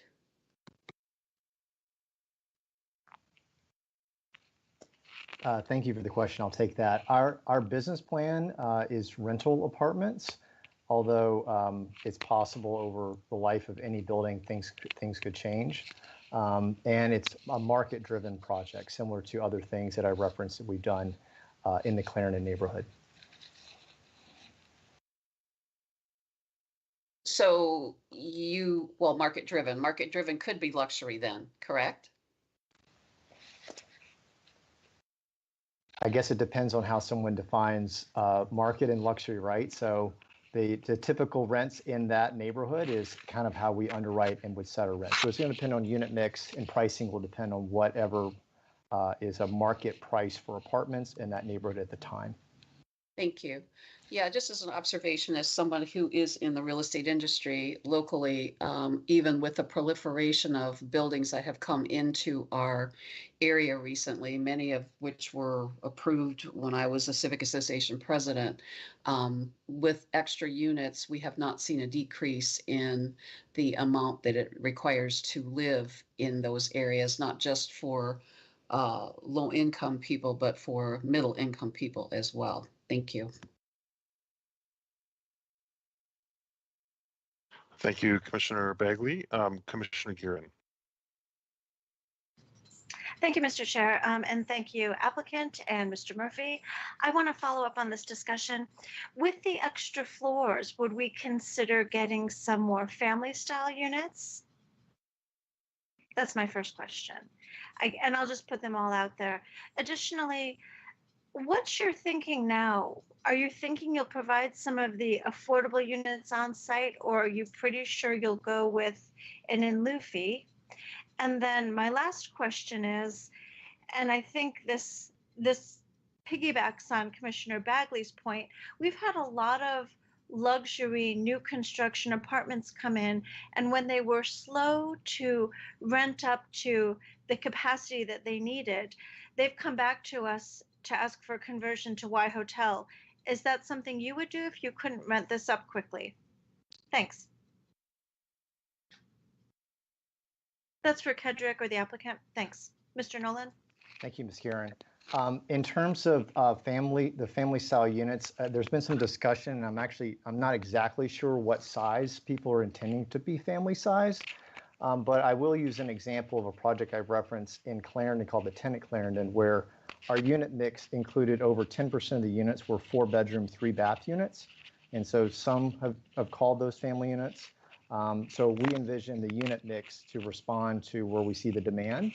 And what's interesting is in terms of those renters, we've had families, we've had empty nesters, and we've also had just single renters that are friends. So the price point per person is actually affordable for a demographic that tends to live in rental group houses versus apartments. So we believe in that, and we've executed on that. To your second question on affordable units, it's still early. That's a site plan question, but we are open, and we have done in the past, have had committed on-site affordables, and we look forward to future discussion in a site plan for that.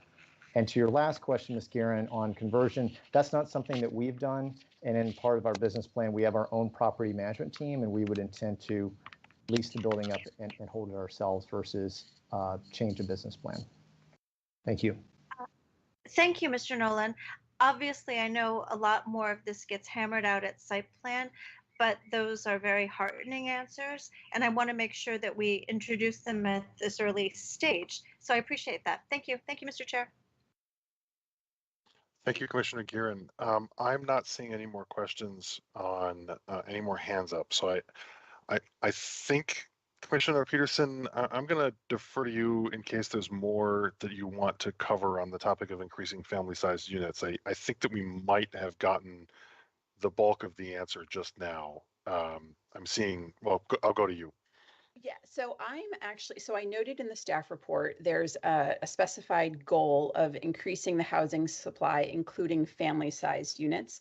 And I wanted to know how staff is thinking about achieving that, knowing that a goal without a plan is just a wish. So is this something we're going to start negotiating extra density to get? And can you define what is a family-sized unit, just so we can get a better idea of, are we actually going to be able to make this happen? Thank you. Because it's a goal of mine too. Yes, I'm glad you raised the family size units. Within this study document, family size units come up in two locations. One in the guiding principles that really kind of set forth the vision for the study area and really help guide redevelopment. And then more recently, following the May LRPC meeting, we also added a recommendation within the study document in the housing section to reinforce really the provision of family-sized dwelling units. And that's something that, from a staff perspective, is definitely something that it's a recommendation, like the provision of public space and transportation improvements. It's something that as a future site plan comes forward for the study area, we want to see the recommendations being realized in the plans for the future development. And so that's definitely something that we would want to see from a future application. And as a future application is reviewed through the site plan review process, that would definitely be kind of a key consideration as that plan is reviewed and brought forward for consideration to the Planning Commission and the County Board. In terms of your other question about kind of potential size of family size unit, I think what Mr. Nolan laid out with the 10 project is something along the similar lines that staff was thinking about: 3-bedroom units, 4-bedroom units. Okay, I'm very happy to hear that as a condo dweller in a high rise in the courthouse neighborhood. And I very much enjoy my family living situation, except that we are a family of 5 in a 2-bedroom plus den, and I need another bedroom. So get me another bedroom. I think families in Arlington need it. And thank you very much. Absolutely. Thank you, Commissioner Peterson, and thank you for raising these issues. I'm going to ask whether or not we have any transportation-related issues. And I'm not seeing any hands.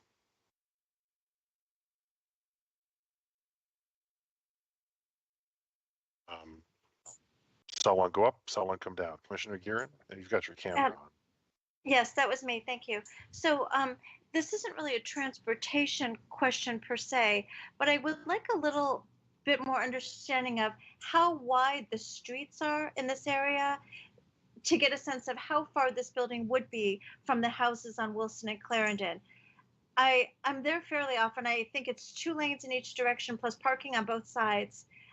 And sometimes when we consider proximity of a tall building near single family homes or townhomes, that's a valuable factor. How much space are we talking about in between? How can we provide that buffer? And here, I guess I would just like to know about how much space that is. Thank you.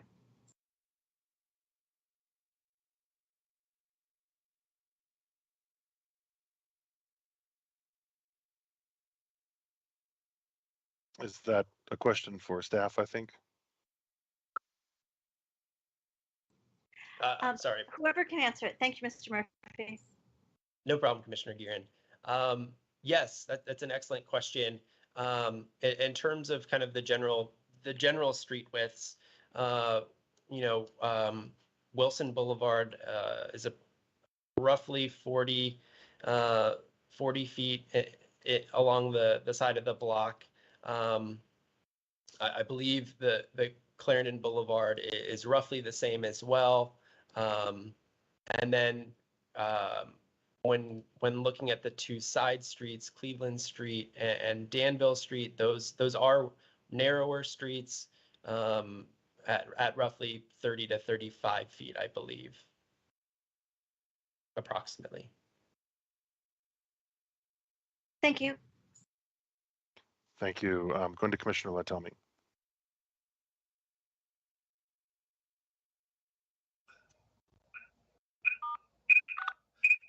Hi, yeah, I'm sorry, I had to, I was on the phone and video is on Teams, so it might be a little clunky.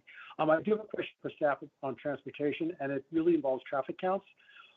For the Clarendon-Wilson pair, traffic is always a concern of neighborhoods, and that's understandable. It's raised, I think, at almost every meeting that we have when a project comes up. My understanding, though, is that the traffic counts on the Wilson-Clarendon pair have been pretty stable for the past 2 decades. And that's putting aside the past weird 2 years where I don't think anything counts as far as numbers. But am I correct about that, or is there growing traffic on that pair? Do you know that, Mr. Murphy? Commissioner, tell me, I'm not specifically. I don't know the specifics of the trends.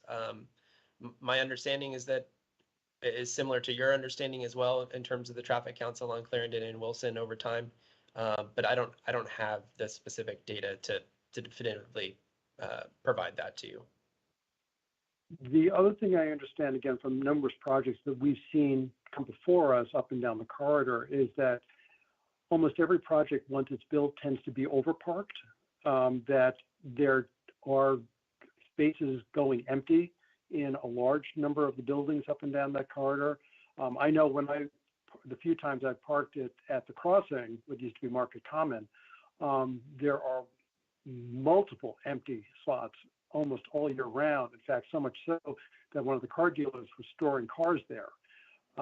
So is there any reason to think this would be different from that trend of people who would be in this building not using the alternative methods of transportation, instead relying on their cars?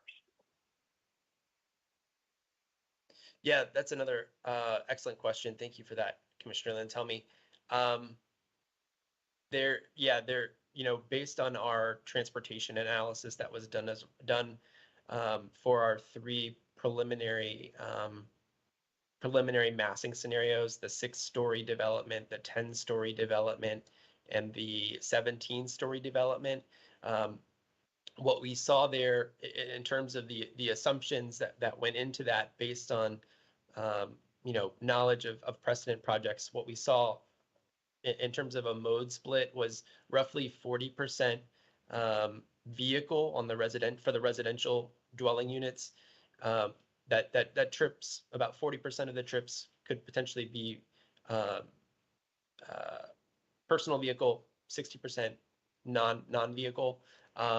And so I think when it comes to the parking for the potential future development, that would certainly be something that would be worked out via the site plan process. As you're aware, there's the residential parking, the guidelines for off-street parking in the Roslyn-Ballston corridor that provide some guidance regarding parking ratios. So that would be certainly a piece of information and input into kind of the future parking situation for a future development. Thank you. And I have 2 other transportation-related questions or comments. One is the one developed lot on this piece of property is the bank. That bank has a drive-through that clearly generates traffic. In our traffic analysis, it isn't simply the number that this project could potentially generate. It would also be what the delta is between what is being generated now and what will be generated by this building, because right now it is not 0 trips from this entire block. There are trips that are being generated, traffic trips, simply because of that drive-through, which would be eliminated if this project does go through. Is that correct? So the preliminary transportation analysis that was done and the trip generation estimates, those were based on the potential development within each of those scenarios. So what was being captured and the results of those scenarios indicated that a 6-story building, a 10-story building, and a 17-story building that had the floor area that we modeled, each of those scenarios would produce both vehicle, it would produce multimodal trips, vehicle and non-vehicle, and that each scenario could be accommodated within the transportation network. And so each of those three scenarios and the transportation analyses, they're really focused just kind of on each scenario and not accounting for or considering kind of existing trips based on the existing development, like the PNC Bank. Okay, and my final comment is, and this gets to the road network. I know we do often do traffic counts for the Clarendon Wilson pair there, but one of the commenters in Lime Village is correct about Danville Street as being a GPS being directed traffic through there, and it's been that way for quite a long time. Are traffic counts done on streets like that we are now fully aware are being used by people as opposed to going up Beach or Kirkwood? And would there be an impact on streets like that? I do think the traffic counts should be done. When I was president of Lime Village, one thing we worked on was getting four-way stops or at least better stop signs along Danville and Key because of accidents there, and getting traffic calming in place along Danville Street too, simply because of that perceived increase in traffic and of course traffic speeds. So I would think as part of this project, getting those along Danville and what would the impact be on that would be an important part of whatever gets built here, regardless of the size.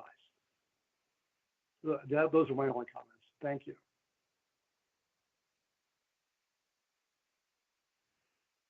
Thank you, Commissioner Latelmi. Mr. Murphy, anything further? No, screen on, sorry. Nothing to add. I don't see any other hands on transportation, and so I think that we will then go to massing and density. I have a couple of questions for staff. I will raise them if they don't come up in the conversation. So I defer to anyone who, commissioners who want to kick this topic off.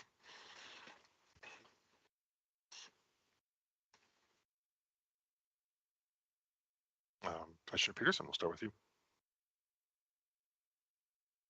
Thank you. I'm happy to get the conversation rolling. I'm trying to understand what the maximum density height means for a decision that we're making now. So if we say the max height is 12 stories, or the max height is 6 stories, or the max height is 16, is that the absolute maximum that could be built? Or is that the by right height? And then if the applicant wants more than that, they have to earn it by providing more family units or more affordable housing or more tapering.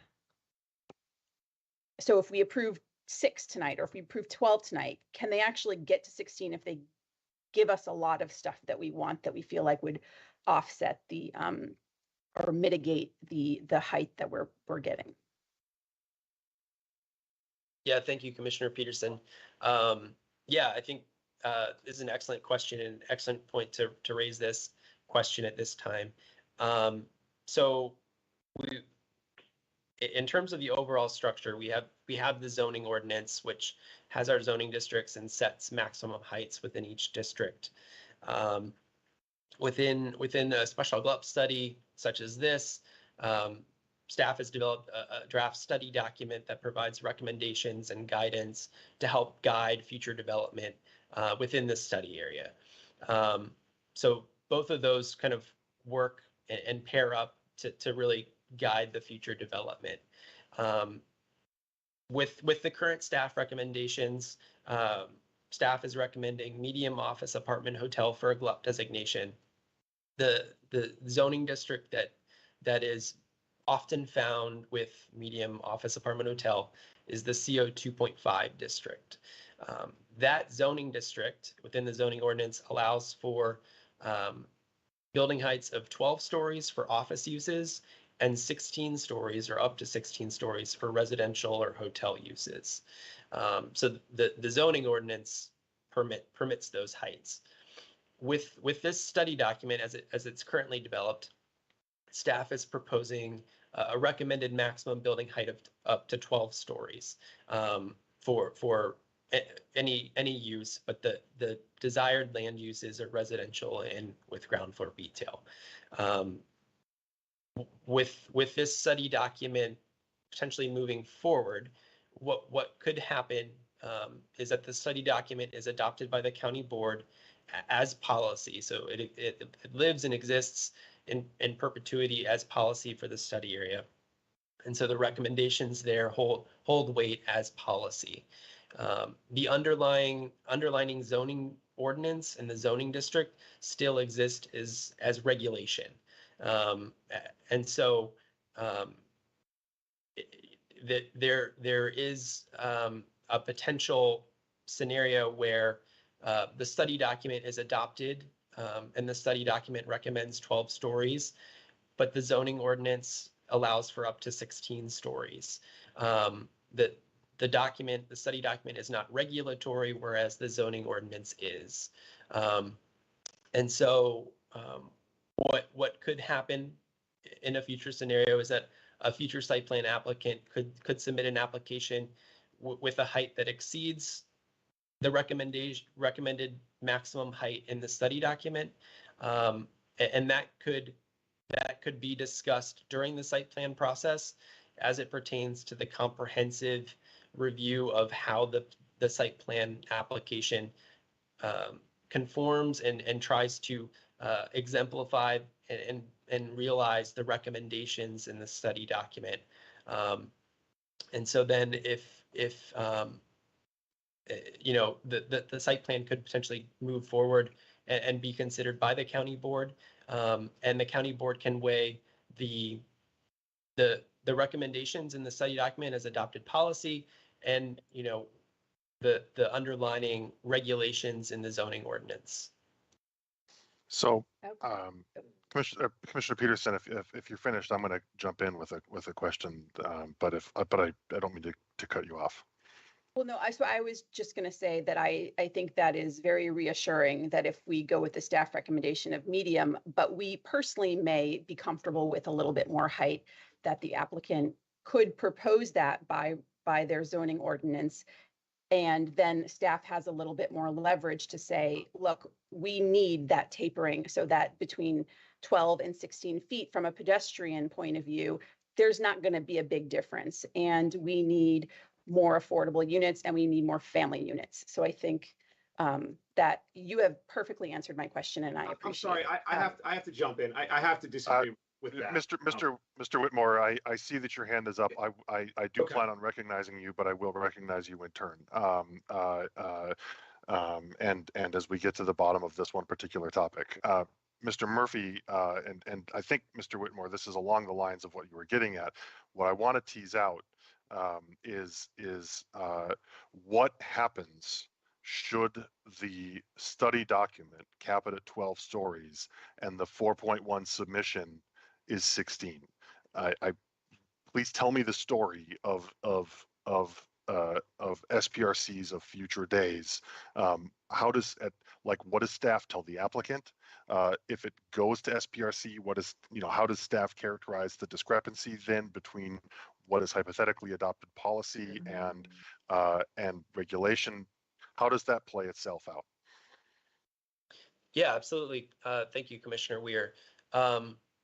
So what can happen is that the study document can be adopted as policy. The recommendation for the recommended maximum height is 12 stories. The underlying zoning, which exists as regulation, allows for up to 16 stories. A site plan application could potentially be submitted that exceeds the 12 stories, but cannot exceed 16 stories per the zoning ordinance.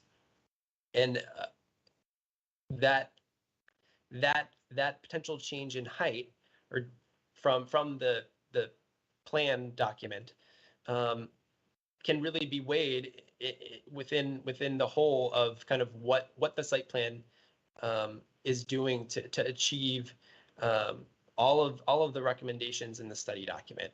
I think what we've seen in the past is sometimes site plans don't always achieve everything. In some areas they kind of exceed certain recommendations in a study document. And so in this sort of scenario, it's really the totality of the site plan and how does it best exemplify the recommendations in the document.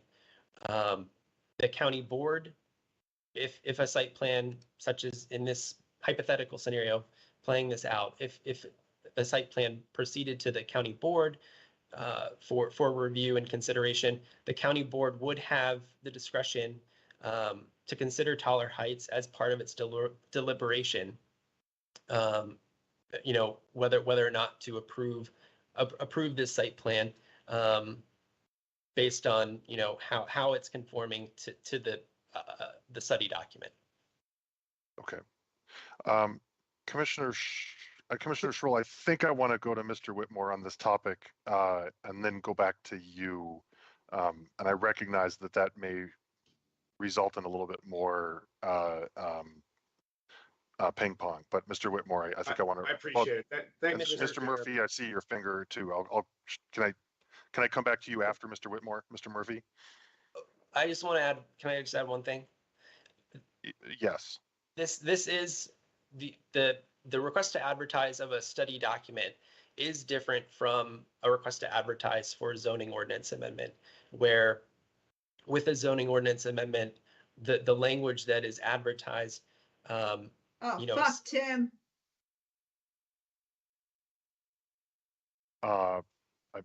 Let's proceed, I think. Okay. It is different. There is this. Oh shit.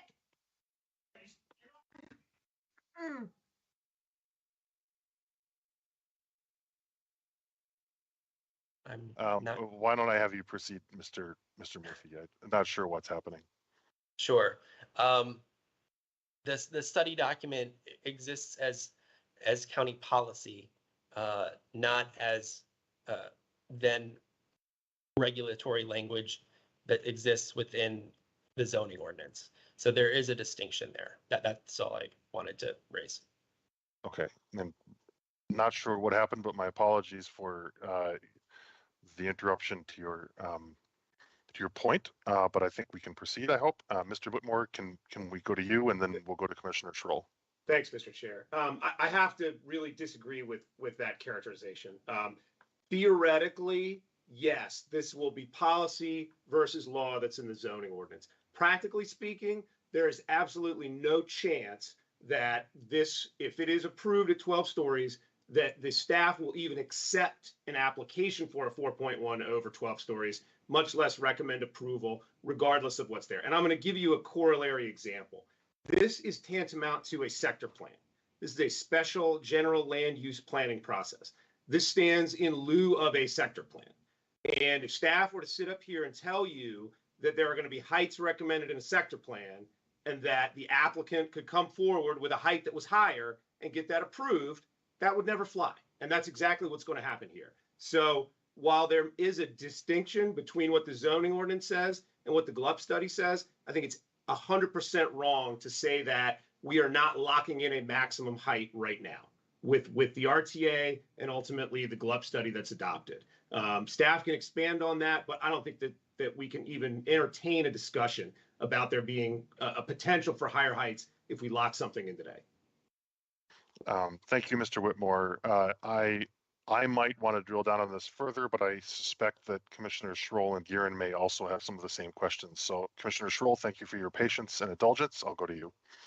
Yeah, thank you, Mr. Chairman. And you were kicking off a discussion I wanted to have, so thank you for that. Mr. Murphy, I want to pick up on where Mr. Whitmore left off, which is my concern is, honestly, his concern, will 4.1 actually be accepted? And you iterated or explained to the chair that in theory, that could happen, and that we could consider this, and it's ultimately up to the board as long as it's within the parameters set forth in the zoning. Would love to have you provide an example where staff accepted a 4.1 that was inconsistent with the heights density set forth in a special GLUP study, or as Mr. Whitmer noted, other county adopted plan guidance.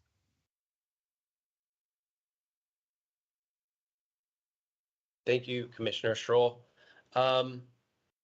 So again, the practice is to reinforce adopted policy in a plan. But I just, again, want to reiterate that the county board does have within itself the discretion to consider, in this case, heights above what is in an adopted plan. I think in terms of your question really was more focused on examples. Is that correct? Yeah, I would like to have examples where staff has accepted 4.1 that is inconsistent with a special GLUP study, the heights from a special GLUP study, or other adopted plans. Ms. Smith or Mr. Murphy? To my knowledge, I can't recall one right off the top of my head. I would definitely need to go back. I think I believe the Wendy's site plan, there was a difference in the height with that one, but I believe that there was a note within the plan that allowed for that. I see Ms. Smith has her hand raised. Yeah, I was gonna, unless Commissioner Guerin, unless you object, I think I want to recognize Ms. Smith here. Oh, no, go Ms. Smith. Thank you, Chair Weir. I know that Planning Director, Mr. Fusarelli, is on the line, and he may have some specific examples, but I just want to reinforce what Mr. Murphy said in his response, that it is our practice to reinforce our adopted policy. So, we've gone through this planning process, and we feel like we're making a recommendation for a height limit of up to 12 stories, which is less than the full height limit allowed under the zoning. So we would be looking to reinforce that with any site plan application. But however, that is planning guidance. So the applicant would have the potential to submit an application, and that's something that the county board would have the discretion to consider. But I would like to turn to Mr. Fusarelli to see if he's got anything else to add or any other specific examples to the question. I'm going to go to Mr. Fusarelli. Mr. Whitmore, I see you've got your hand up again. I'll come to you after Mr. Fusarelli. But I also, this has been a productive discussion, and I trust it will continue to be a productive discussion. But what it won't be is a reiteration of things that have been previously said. I have every confidence that it won't be, but I just want to make sure that people know that there's an expectation that we keep moving the discussion forward. So I'm also talking to myself in this one. Trust me, I am. Mr. Fusarelli. All right. Thank you, Chair Weir, and good evening, Commissioners. I think just two additional points I would want to add in the context of this consideration. One is just one immediate specific example that does come to mind, where the county had accepted a 4.1 site plan application that actually needed a zoning ordinance amendment to allow the heights being requested, was in fact the Central Place project, part of Site Plan 335 down in Roslyn, circa 2006, 2007. So that was actually a site plan that at the time it was submitted, it exceeded what would be allowed by the CO Roslyn zoning district. Staff had to bring forward a zoning ordinance amendment concurrent with the board's action on that site plan to actually have the development achieve that height. There may be others. I'm almost certain there are other examples since that time, but that one, based on personal experience, comes to mind immediately. Secondly, I think a point that would be helpful, could be helpful for the commission's consideration tonight is for purposes of the RTA, for the study documents, right? What the Planning Commission may recommend this evening will in no means be limiting to the board's final action in September. That is to say that for purposes of this may be a conversation. What I'm trying to say is this may be a topic of conversation we could seek to add more clarity on when we bring it back in September. But if the commission were desired to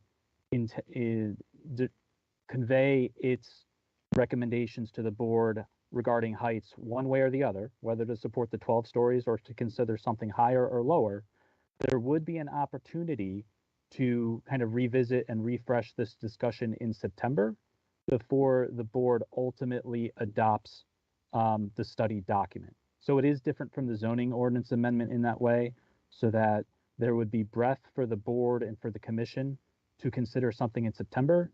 That is an updated piece of information from July, if that's helpful. I think so. I might have a follow-up question on that one too, Mr. Fusarelli. Ms. Gieren may raise it. Commissioner Schroll, you've got your finger up. I'm going to go to you, then to Mr. Whitmore, then to Commissioner Gieren. Yeah, just a couple things. This has been, as you said, Mr. Chairman, a fruitful discussion, and I appreciate the input from staff. Mr. Fusarelli, I do think from my own perspective, it would be useful probably to see more analysis of 16 stories in September, anticipating perhaps a motion by colleagues to convey support for that this evening. We don't know how that motion will go, but I do think that would be helpful for our discussion later. For my own purposes as well, I want to make sure that we're being as honest about this process in the 4.1 and staff's intentions and where they are going to land on planning guidance and county board adopted guidance in the future. So if it's, as Ms. Smith noted, that staff would generally stand behind 12 stories, then let's say that. And if it's open and we can have a conversation, then let's say that. But let's be clear. And then, Mr. Chairman, I do have a question that's it's related to height, but it's a little separate from the current discussion. It's about shadow studies and whatnot. So if my colleagues have questions that are more pertinent, I'll yield back for the time being. Commissioner Schroll, I'm having some connectivity issues, so I missed a good chunk of the last thing that you just said. Mr. Chairman, it was that I have something else on height. It's on shadow studies, but I would like to yield back for the time being because I would suspect that my colleagues have comments about this issue, and I'm happy to yield. Great. So Mr. Whitmore, let me go to you, then Commissioner Gieren, I'm going to go to you, and then Ed. Thanks, Mr. Chair. I think the amount of discussion and confusion we're having over this topic is good, and what it means, like what an actual recommendation on height is going to mean for this GLUB study is good evidence that it's not something that should be baked in right now, that at the very least there needs to be clarity for the commission and ultimately for the board before anything goes forward with any kind of height recommendation beyond what's in the zoning ordinance. I do think that there is still, and I appreciate Commissioner Schroll's comments about what it's actually going to mean if there's a recommendation for 12 stories. The board can do many things, but the board is not going to do something that doesn't have the staff's recommendation. And I don't see any world where the staff makes a recommendation that is not in accordance with a height cap in a GLUB study. If we are at 12 stories and we're allowed to apply for 16, I will send this commission the staff comment that inevitably will say, your application does not comply with the GLUB study, throw it out, throw out this height. So I think it's really important to just keep that in mind, and let's be real about what the results are going to be. I think if the example we're looking at of something being accepted that didn't comply is Central Place is 15 years old, and it still required a text amendment. That this isn't something that's done very frequently, and it's not something that I think any of us should hang our hats on after spending 3 years of studying this site to then say, well, the applicant can apply for something else that's not in the GLUB study. I just think that's a bad outcome for everybody, not only for the applicant, for the staff, and for the community, not knowing what's going to be approved and what's going to come forward.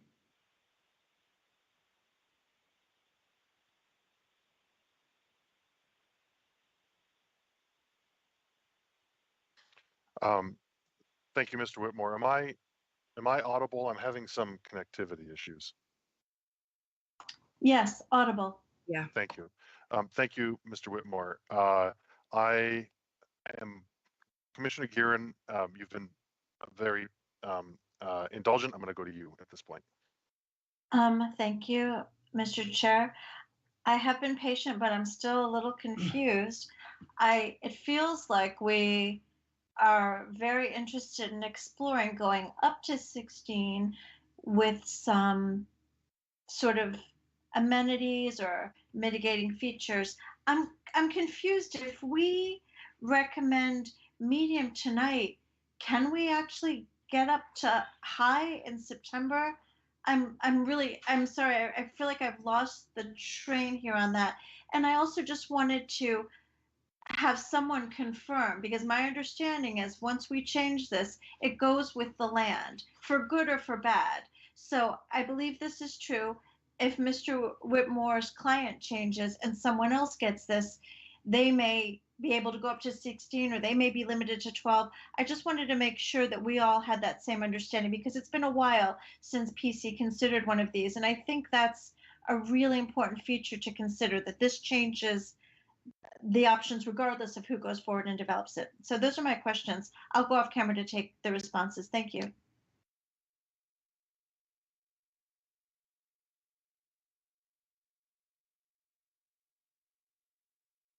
Thank you, Commissioner Gearin. To your first question about the GLUP designation. So the request to advertise tonight is twofold, really. Two public hearings, one on the study document, which would occur potentially in September.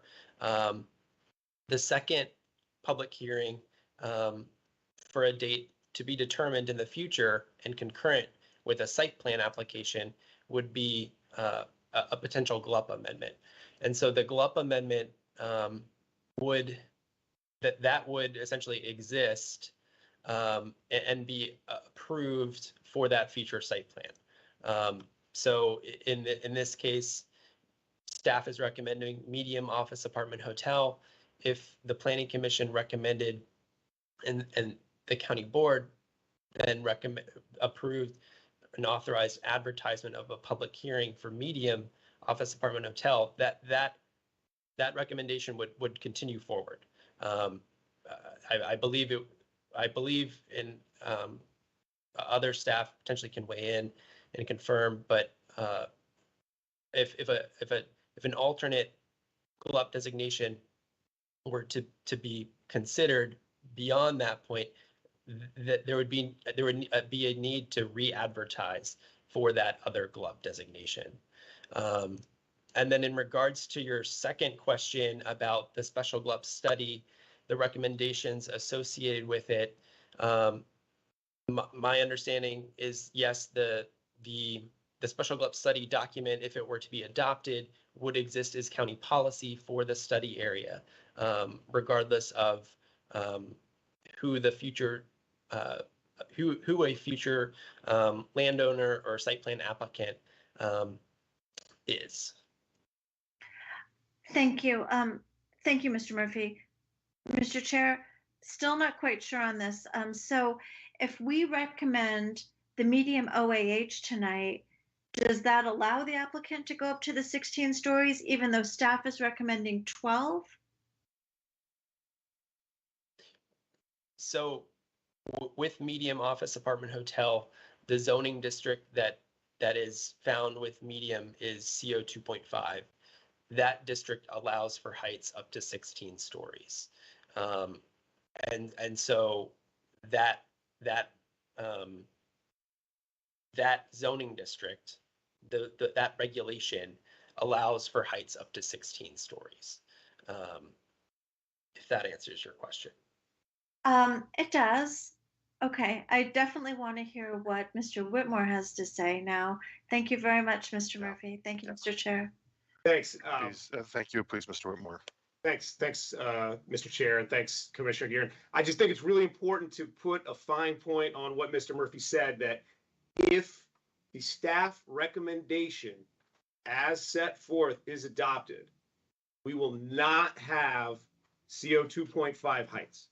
We will have a cap of 12 stories. So I just think it's important for the commission to understand that in order to allow this to go forward at a CO 2.5 height, without the 12-story cap, there must be a motion to amend the staff recommendation. I think that's a really important point, that if you adopt the staff recommendation, yes, you get CO 2.5 here, but you get a 12-story cap that, as we've talked about, is going to be de facto maximum height no matter what. And so I'd ask, go ahead. Mr. Whitmore, what I hear, I want to make sure I understand what you're saying as counsel for the applicant. That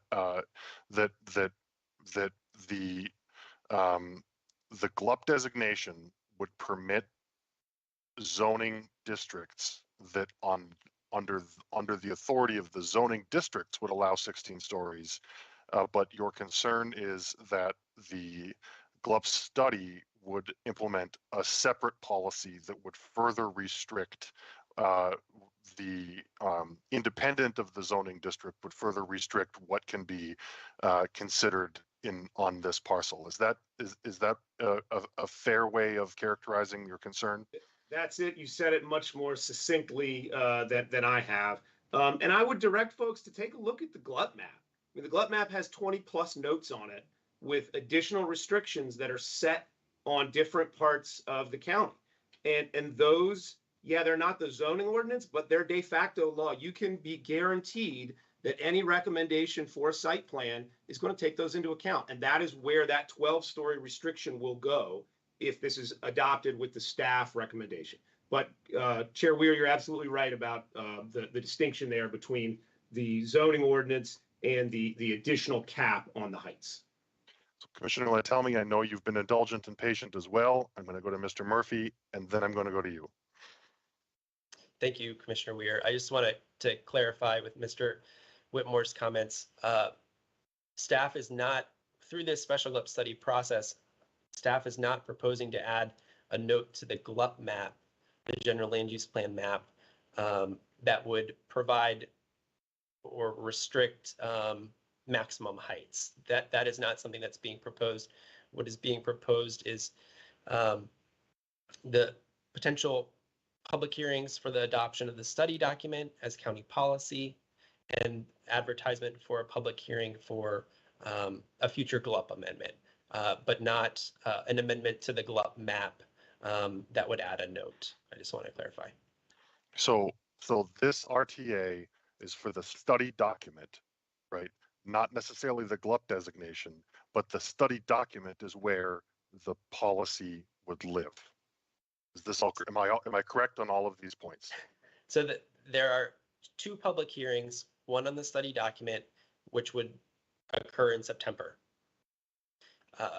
The second hearing would be on the GLUP amendment to occur concurrent with a site plan application in consideration of a site plan. Absolutely. Right. And but in either case, the GLUP amendment, right, which would be considered in concert with the site plan application, that GLUP amendment would delimit the acceptable and allowable zoning districts. However, this is, I believe, Mr. Whitmore's point, is that the policy as included in the GLUP study, right, and that's what this RTA is for, would put a separate policy that in theory would not restrict or prevent a 4.1 application from making its way to SPRC. But we've had a lot of conversation about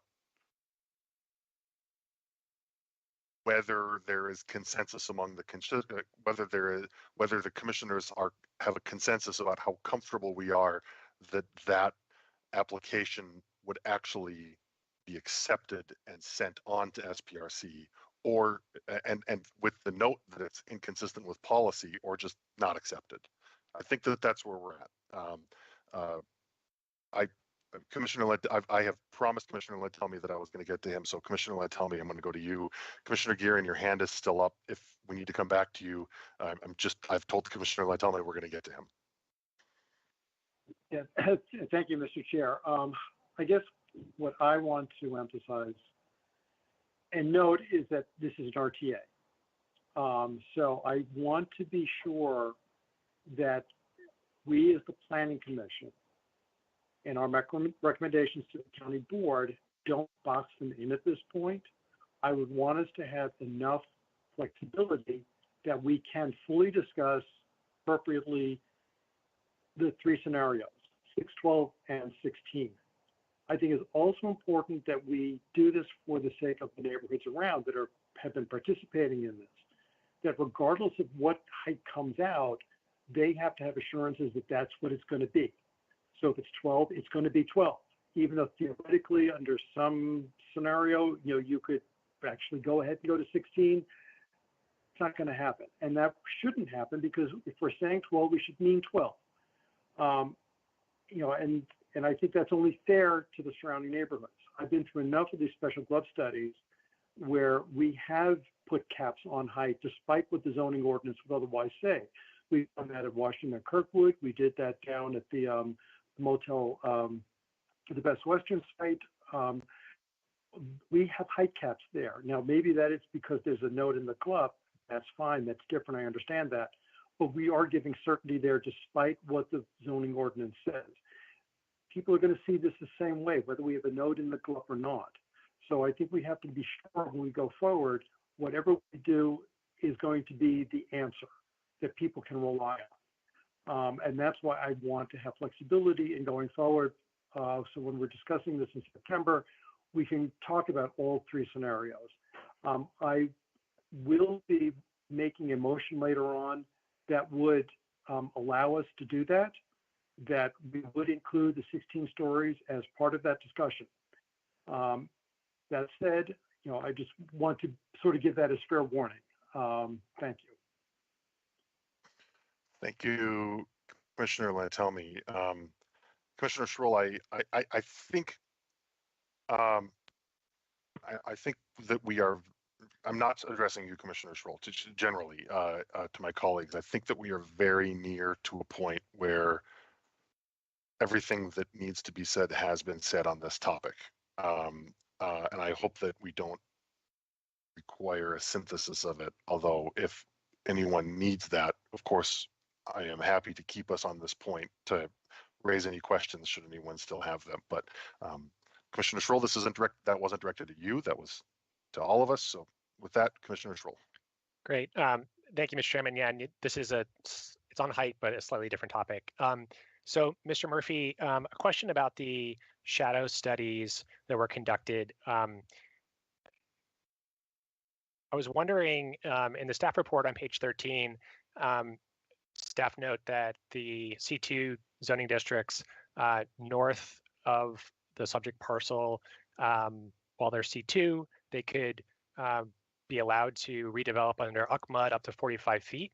And I'm wondering if the staff's shadow analysis took that into consideration for the shadows that might cast on adjacent single-family homes.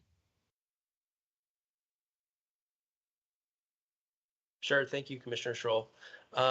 So with our shadow studies, we looked at really just what the development looks like within the study area.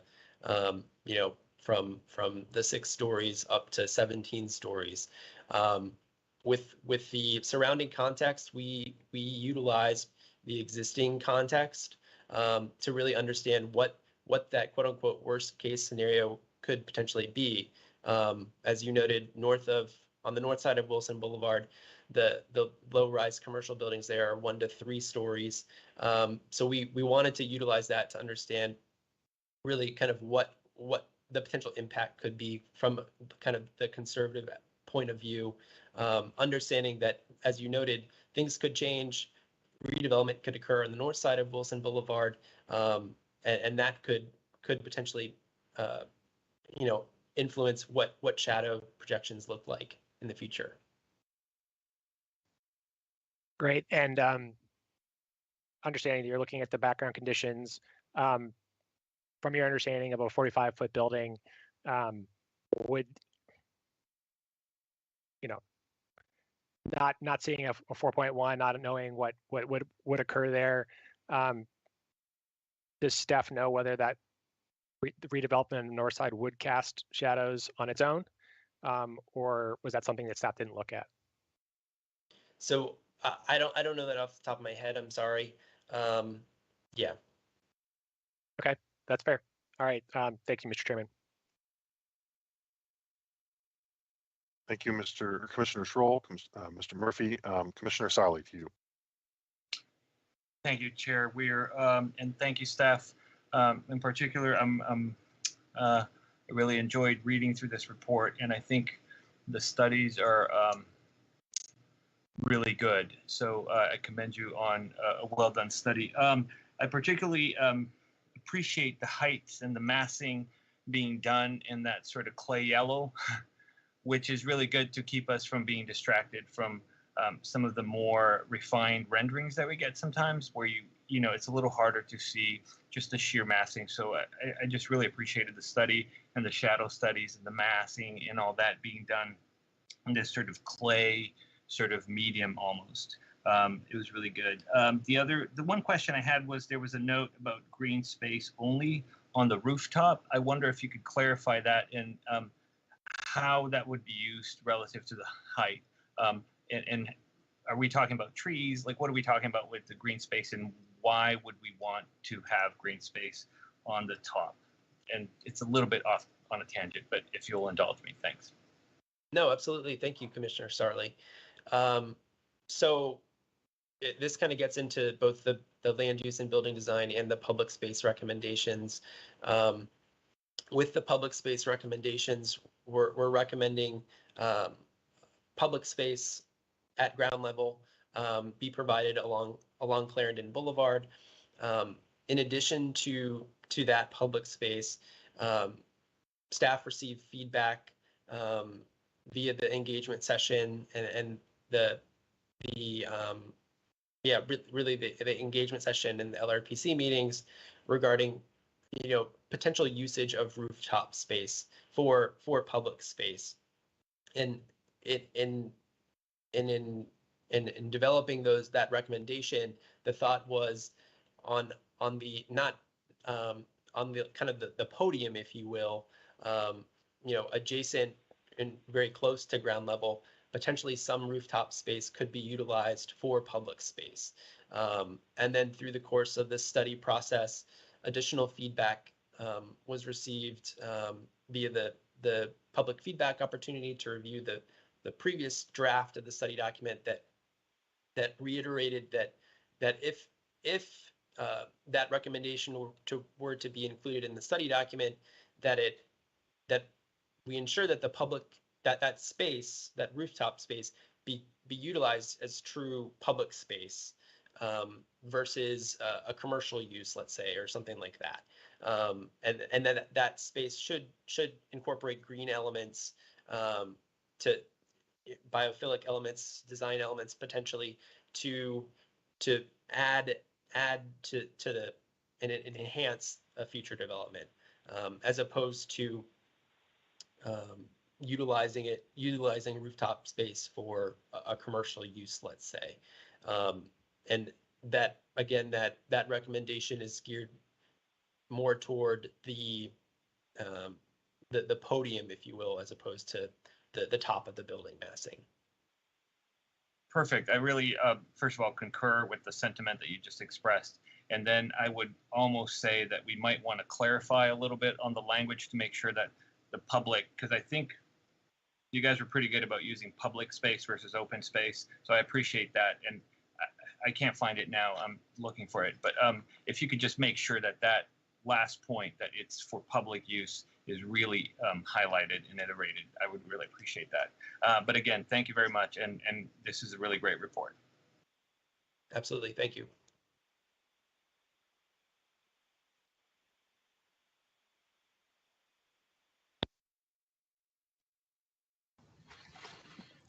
Okay, fellow commissioners, I am jumping in for Commissioner Weir, who's having some audio problems. So are there any other questions on massing and density or any other comments from the commission on these issues?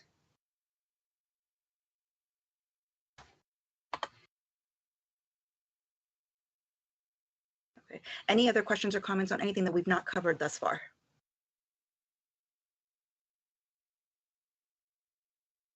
Seeing nothing, I am going to turn to Commissioner Bagley for a motion. I understand Commissioner Lantelmi also might want to jump in here too, but let me go to Commissioner Bagley first. Okay, so I have the two motions. I'll do the first one that were in the staff report. I move that the Planning Commission recommend the county board adopt the attached resolution to authorize advertisement, attachment 1 of public hearings by the Planning Commission on September 7th, 2022, and County Board on September 17th, 2022, to adopt the Courthouse West Special General Land Use Plan Study Document as shown in attachment 2. Is there a second? Second. Was that Commissioner Schroll? Yes. Okay, thank you. Any additional discussion? Commissioner Bagley, did you want to speak to your motion? No, I think we've spoken to it a lot. Thank you. Thanks for that. Okay, so why don't we go ahead and go down the vote? I don't have the order in the way that Commissioner Weir generally. I'm sorry? Should I put my motion out there so we have the full everything that would be being looked at? Okay. Because it would modify that. So I'm gonna, well, we have a second. Do we have to vote on this motion now, or can we go ahead and move forward with your motion at the same time? So, Commissioner Patel, you can always entertain an other discussion or intervening motions. So, well, not always, but in this case, you can. Okay. All right. So let's entertain the intervening motion. Commissioner Lantelmi, thank you for that, Commissioner Schroll.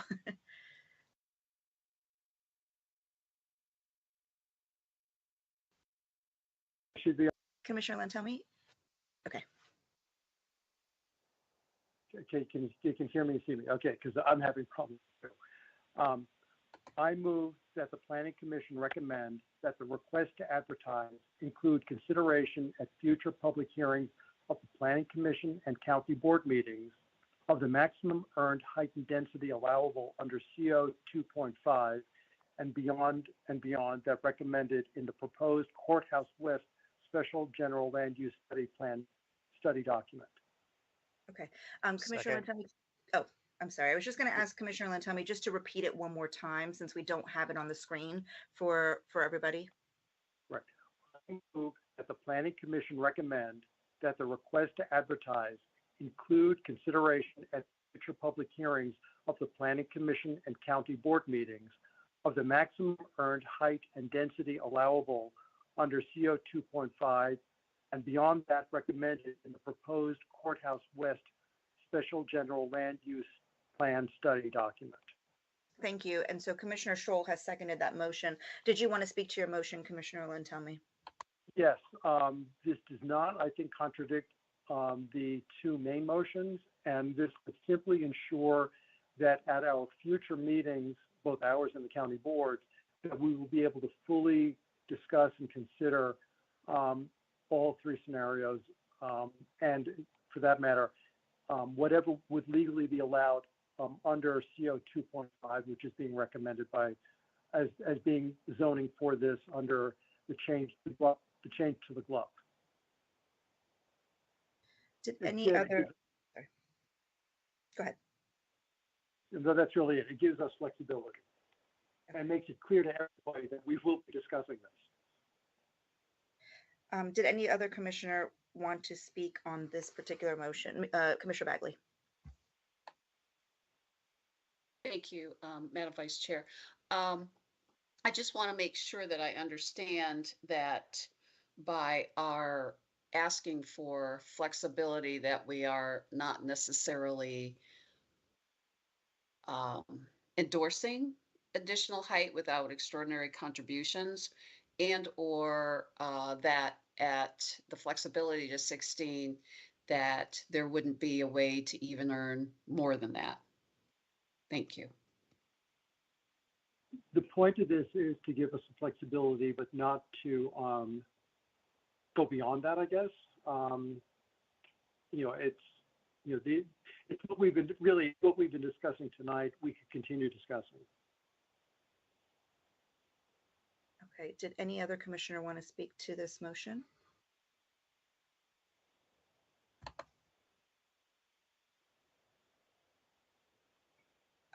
Okay, so Commissioner Ware's audio has been fixed, so I'm going to pass back to Commissioner Ware since he's got the list of people and how they vote.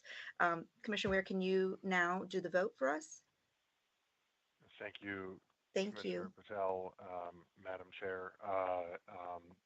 My apologies to my colleagues for my audio issues this evening. I think that I've got them sorted out by splitting the audio between my phone and my computer. Just so that I have my head on straight, and please correct me if this isn't where we're at, we have a moved and seconded main motion from Commissioner Bagley, and then we have a moved and seconded motion to amend from Commissioner Lantelmi. Is that, and that's where we're at now, is that correct? That is, thank you. Okay, and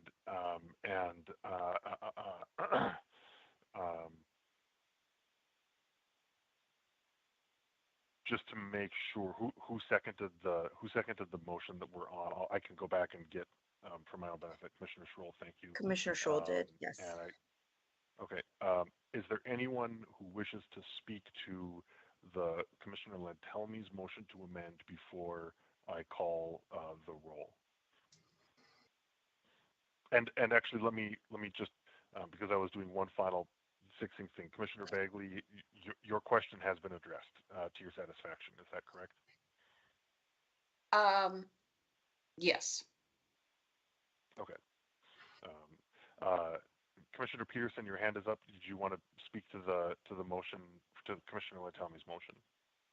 Well, I think I'm confused because somebody said that the motions don't contradict one another, but I thought they did because Commissioner Bagley's motion says to support the staff's recommendation for medium, and then I think Commissioner Lantelmi's recommendation is to give us the flexibility to talk more, which would then say, no, we need to. So I guess I wasn't sure if it would be, if I would be contradictory if I voted yes for both of them. Because I would like to continue this more open conversation, which I thought meant that I have to say no to the staff motion. Well, I can assure Peter, I will be voting yes on all three. Okay, thank you. So I don't contradictory.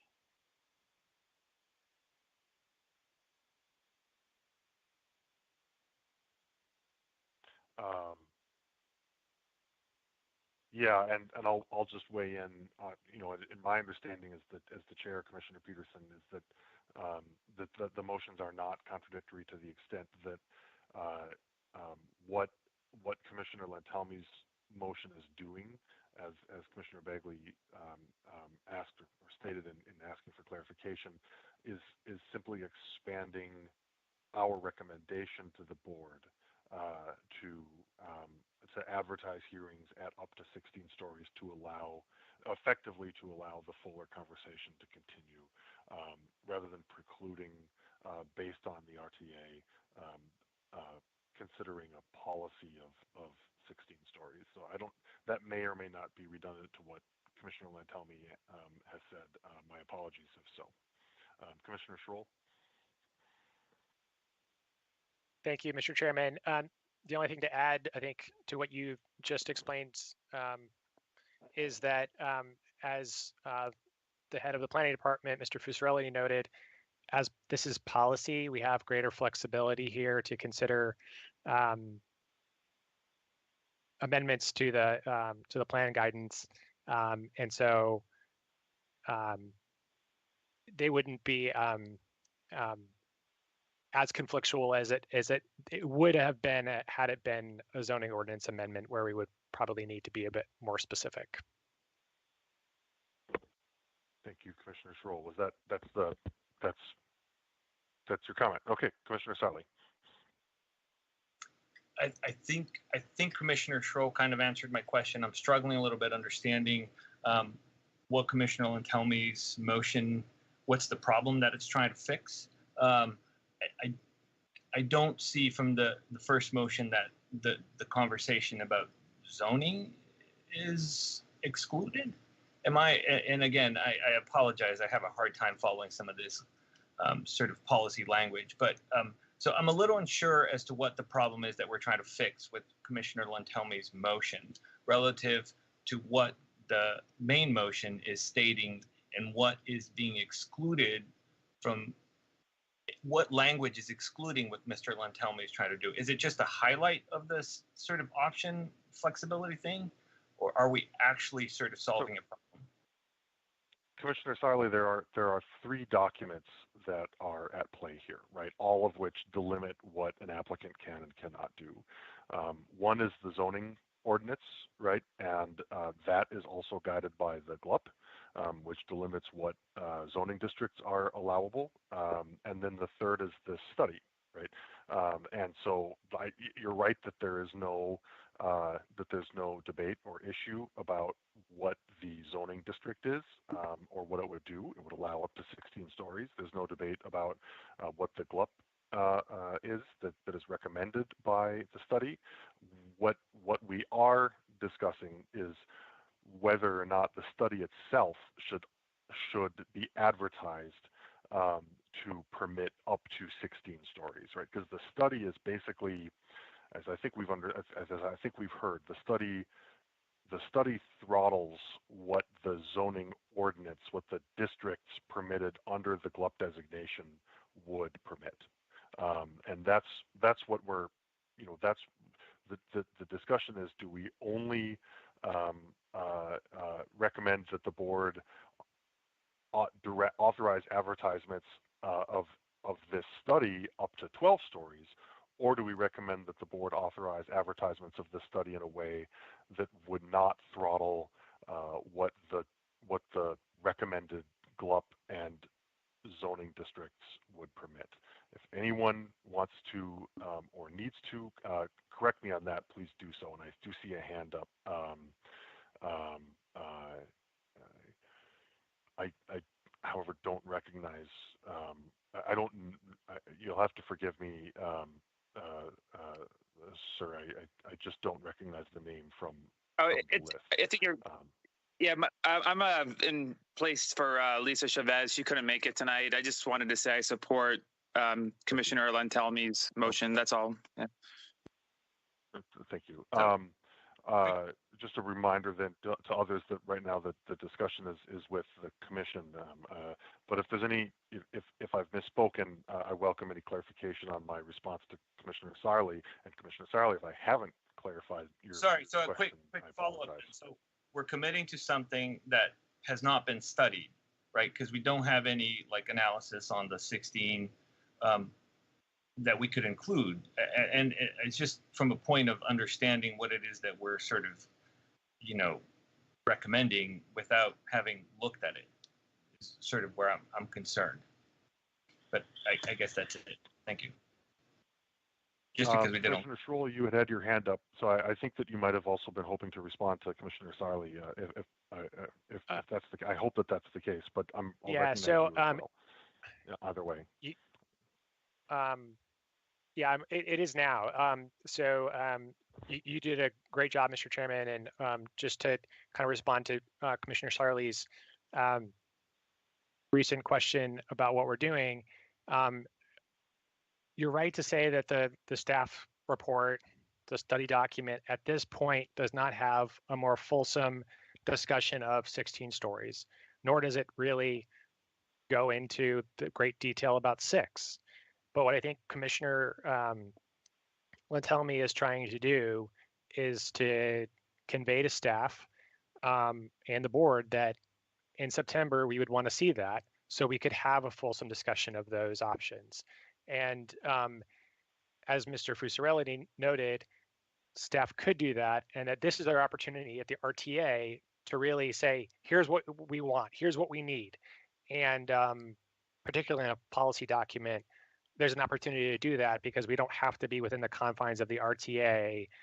We can kind of go outside the bounds a little bit and still be square with the law in that regard. And so we're just asking for more information so that when we circle back to this in September, September 7th, it seems, that we would be able to consider more things at that time. We're not committing ourselves to anything. And to members of the public who are hearing this and might be scared that, oh, no, now we're going to 16. We're not doing that. We're saying we want to have the ability to discuss the pros and cons of 16, just like we could this evening discuss the pros and cons of 12. Perfect. Thank you both.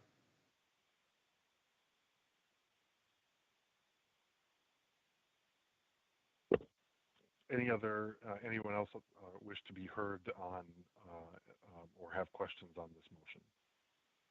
And I'll recognize myself to say I intend to support it. If anyone else wants to speak to it or against, then you're welcome to do so at this point among the commission.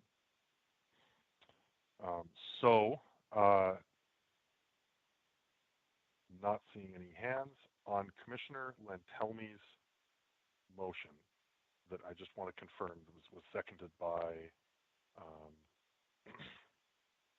Commissioner Schroll. Seconded by Commissioner Schroll.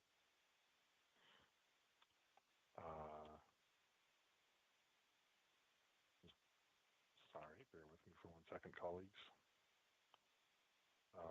I will call the roll. Commissioner Bagley, we'll start with you. Abstain.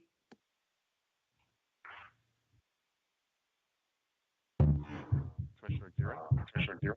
Aye. Commissioner Hughes is absent. Commissioner Lantelmi. Aye. Commissioner Patel. Aye. Commissioner Peterson. Aye. Commissioner Siley. Aye. Commissioner Schroll. Aye. Commissioner Steinberger is absent.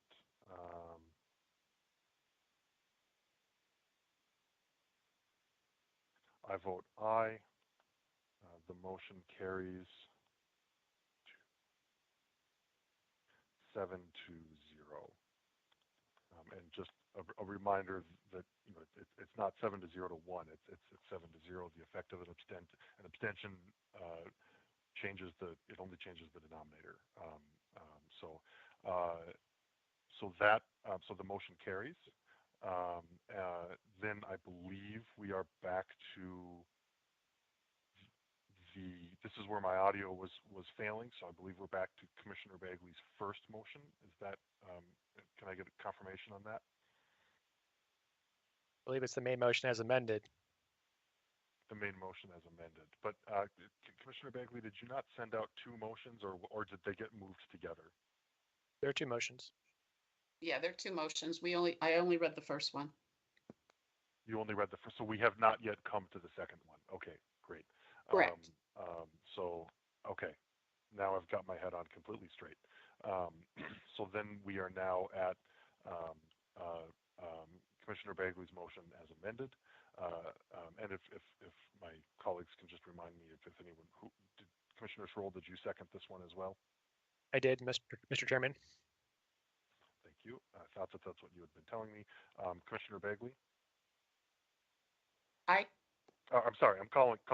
Let me back up. Is there anyone who wishes to be recognized to speak in support or opposed or regarding this motion as amended? Now, Commissioner Bagley, I'll start with you for the vote. Aye. Commissioner Gearin? Aye. Commissioner Lantelmi, Aye. Commissioner Patel, Aye. Commissioner Peterson, Aye. Commissioner Sarli, Aye. Commissioner Schroll. Aye. I vote aye as well. Vote carries 8-0. Commissioner Bagley, I believe you have another motion. Yes. I move that the Planning Commission recommend the County Board adopt the attached resolution to authorize advertisement attachment 3 of future public hearings by the Planning Commission and County Board at a time concurrent with consideration of associated rezoning and site plan applications to consider a GLUP amendment from service commercial to medium office apartment hotel for the area located on the block bounded by Wilson Boulevard, North Cleveland Street, Clarendon Boulevard, and North Danville Street, as shown in attachment 4. Thank you, Commissioner Bagley. Is there a second? Second. Is that you again, Commissioner Schroll? That it is. Thank you. I've got my Word document open instead of the Teams. Is there anyone who wishes to speak to this motion?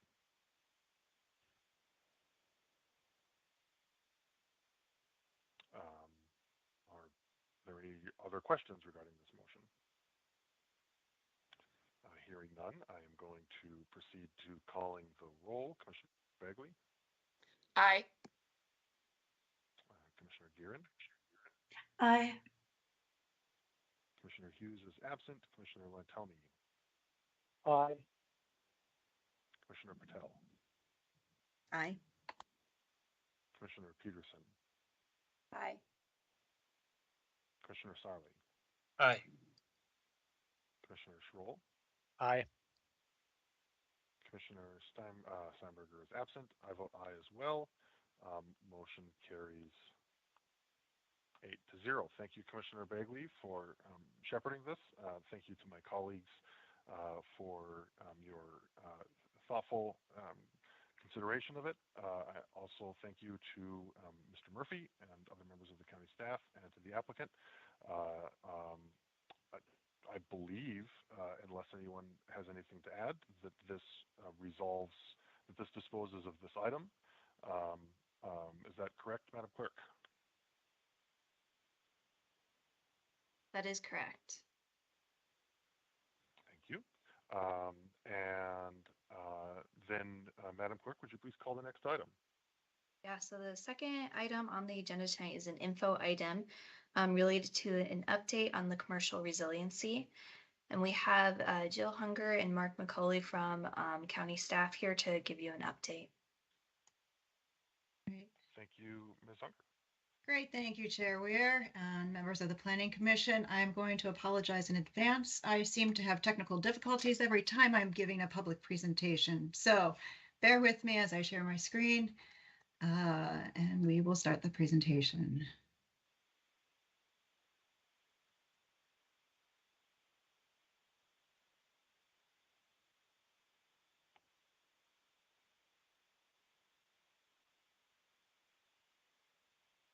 All right.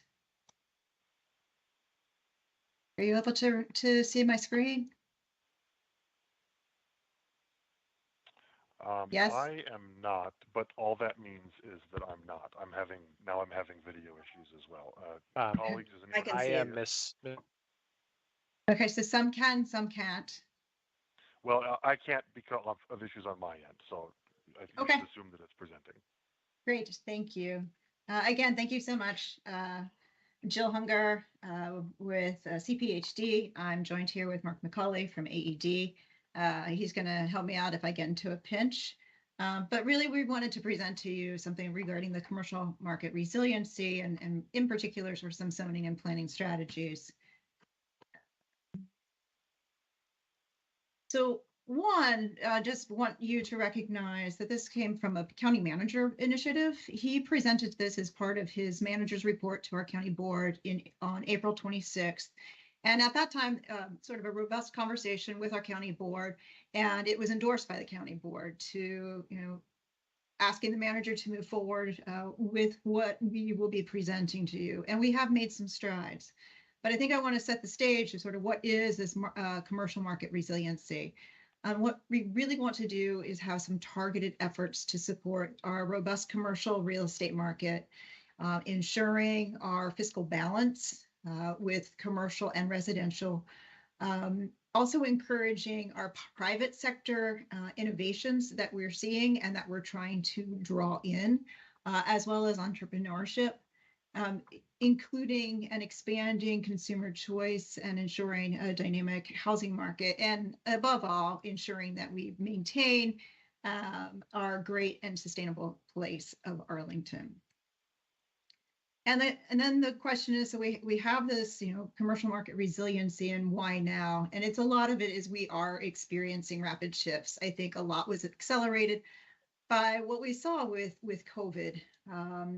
Our economic models that impact land use have been changing. The where and how we work have changed. Just general consumer behavior and expectations around that behavior. Of what people want, some of our business practice innovations and the well-defined land uses. And based on this is defining the need. So I think what we're trying to achieve with this is more dynamic planning and zoning strategies. I think rightfully so, our zoning ordinance is a little bit more static, it's our regulatory tone. But we're seeing uses and an environment that's becoming more and more dynamic. And how do we capture that to be able to compete both regionally and nationally? So in looking at all of that, how do we start defining some successes and what our desired outcomes are? So I think a lot of those, and some of this is actually stemming from, I think, conversations that you've had as a commission, shared with our county board members, shared with staff, is sort of a more streamlined land use approval process, modernized land use regulations to accommodate desired, established, and emerging uses in Arlington. I think you tackled a lot of this with ground floor uses, for example, along Columbia Pike. Limiting some of the items with county board purview to those with the greatest potential impact to our community. And by doing all of this, we're able to prioritize our limited staff resources on others' more complex work. So we're looking at this and sort of saying, hey, are there some quick uses that we can look at? And it's sort of within a 6-month time frame. Looking at some draft criteria of little to no identifiable impacts to the community. They've already been considered through past processes, as I alluded to, the ground floor uses along Columbia Pike, or they might be minor tweaks to already approved uses. So a couple of them, these micro-fulfillment centers, food delivery, animal boarding, the education and university uses, usually on upper floors of an office building, flex spaces, maker spaces, urban agriculture, distilleries, and edge data centers. So with all of this in mind, looking at what might be some of the proposed changes, and we've placed them into 4 buckets. This presentation is really focusing on sort of those first 3 buckets of, how do we modernize our regulations, practices, and processes for new uses in commercial buildings in our ground floor. In the upper floors, how do we accommodate these new and emerging uses that we just hadn't contemplated before, and they don't really fit well into our zoning ordinance, or it requires some acrobats sometimes by our zoning administrator. How do we consider new uses and looking at our use categories, ensuring that we do have internal coordination? And then how do we have the external process, and then the types of entitlements, and it's by right, site plan, special exception, use permit, et cetera. This other category is also talking about other process changes. And that's sort of looking at, could there be omnibus site plan amendments to accommodate something? Looking at our standard conditions. Matt Pfeiffer, if you're on this call, I'm sorry to bring that up. Admin, major and minor site plan amendments. How are those defined in our zoning ordinance? So looking at this, as I said, we've already started, and looking at those first three pieces, we've established what we're referring to as a rapid response team. And what this team is, it's including staff from CPHD as well as staff from economic development, and pooling in other staff as needed. And what this response team is doing a quick analysis, a preliminary review of these new types of uses that might be coming in. And how are we coming in? One, they've either been previously identified. So it could be, again, I'm going to sound like a sort of the dead horse, but those uses identified on Columbia Pike that we updated our zoning ordinance to accommodate. Two, it might be coming from research that we're doing, that we hear something, that you hear something, our manager hears something, like, what about this use? And then four, sort of the business requests. And either that might be a business or a tenant that's coming to us, or our colleagues in economic development, specifically our business investment group, they're on the street and they're hearing people that are interested in trying to figure out, like, well, how do we work in Arlington? So this rapid response team would really look at this and, like, one, can it be accommodated in our zoning ordinance or not? And then how might we be able to do it? Check in with our zoning administrator, apply a criteria of, can we do this quickly? Is this actually a little bit more of the nimble process, or should this be a nuanced process? And what do I mean by that? And the idea is looking at our zoning ordinance amendments or policy changes is we're looking at this a little bit differently than our sort of status quo. So some of these quick projects that we're looking at, about a 4 to 6 month, again, very low impact. For example, this, and I'll talk about it soon, micro fulfillment centers. We're looking at a very broad request to advertise, going forward with a targeted engagement, and then going into a county board action. That nimble is going to take a little bit longer, between 6 to 9 months. Again, sort of a broader RTA, and then the targeted engagement in the county board action. And then this third one, and that sort of follows the process that we have today, is that nuanced approach. So it's going to be taking a little bit longer. There are a lot of nuances associated with it. It may have broader impacts to our community, to our street front, to our curb space. So it's going to be a little longer time. We'll have an enhanced engagement up front. We'll have the refined request to advertise, and then going into a county board action. So again, we're trying to tranche these and prioritize, move easy things through as quickly as possible, and then pace them out, and managing both your time wisely and staff's time wisely.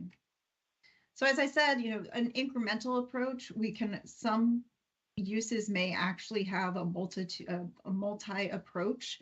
So this quick is the micro fulfillment uses, where the activity is internal to the building. And then all the way up to a nuanced approach, where it could be a larger fulfillment activity, such as a grocery store, like a full-size grocery store that wants to do predominantly delivery as an activity.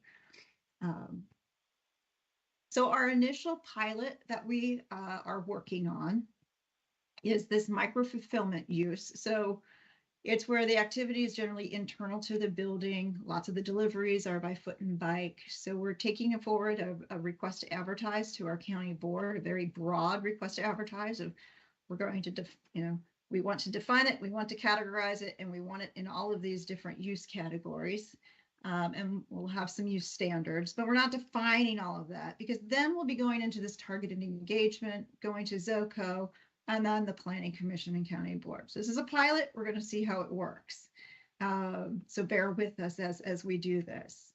But I won't say that's the only one. You saw the apple tree, and I just want everybody to know there are other uses to be further analyzed by staff. And this is sort of in the calendar year 22-23, and a lot of these are falling out on the broader planning work plan that you've seen.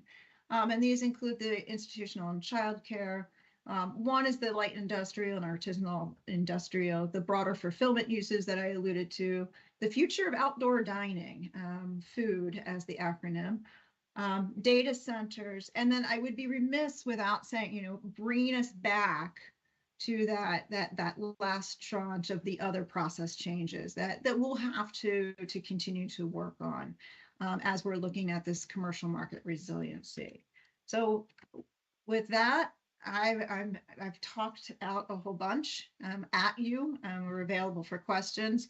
I think Anthony Fucirelli is here and Mark McCauley as well, if I happen to miss anything. So I want to thank you all very much. Thank you very much, Ms. Unger, for this really great presentation and for being with us this evening. Colleagues, any questions? And Ms. Unger and your colleagues, if there aren't any questions, please take it as an indication of how much we had of how much braining we had to do earlier this evening, as opposed to the quality and content of what you've presented to us this evening too.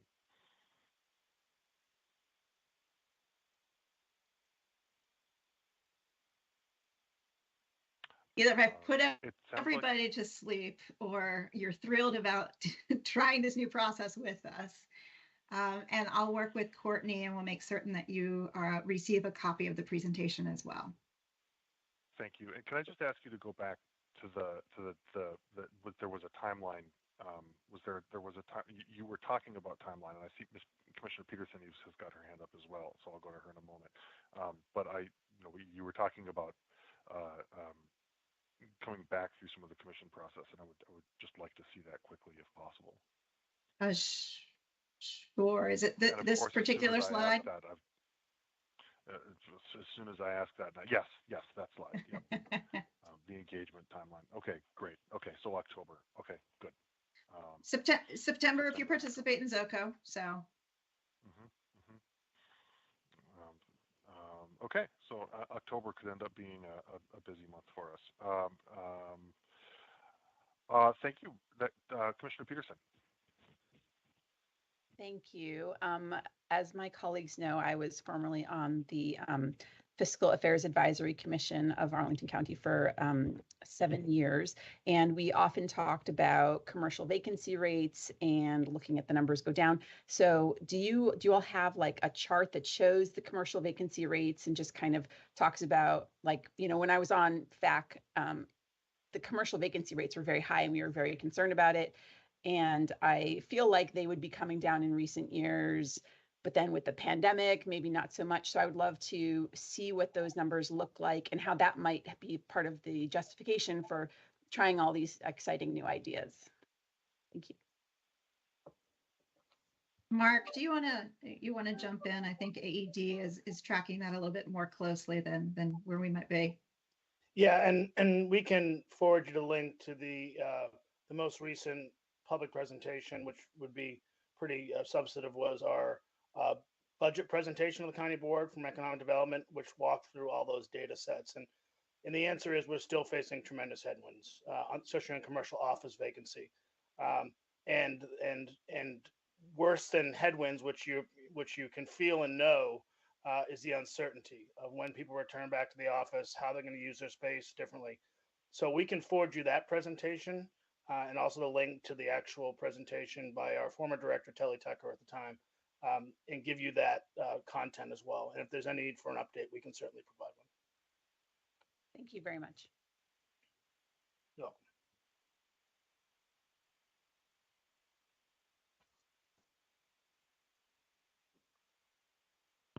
Commissioner Schroll. Thank you, Mr. Chairman. Ms. Unger, thank you for your presentation. Question for you and maybe Mr. McCauley, wondering how your team is working with long-range planning and what kind of discussions you might be having about the things that you're seeing and how we're using space differently, and how that might be encapsulated in something like the Langston planning process, and so that we're, incorporating the latest and greatest in something that we're going to have for 20, 30 years. Would be interested in hearing your thoughts.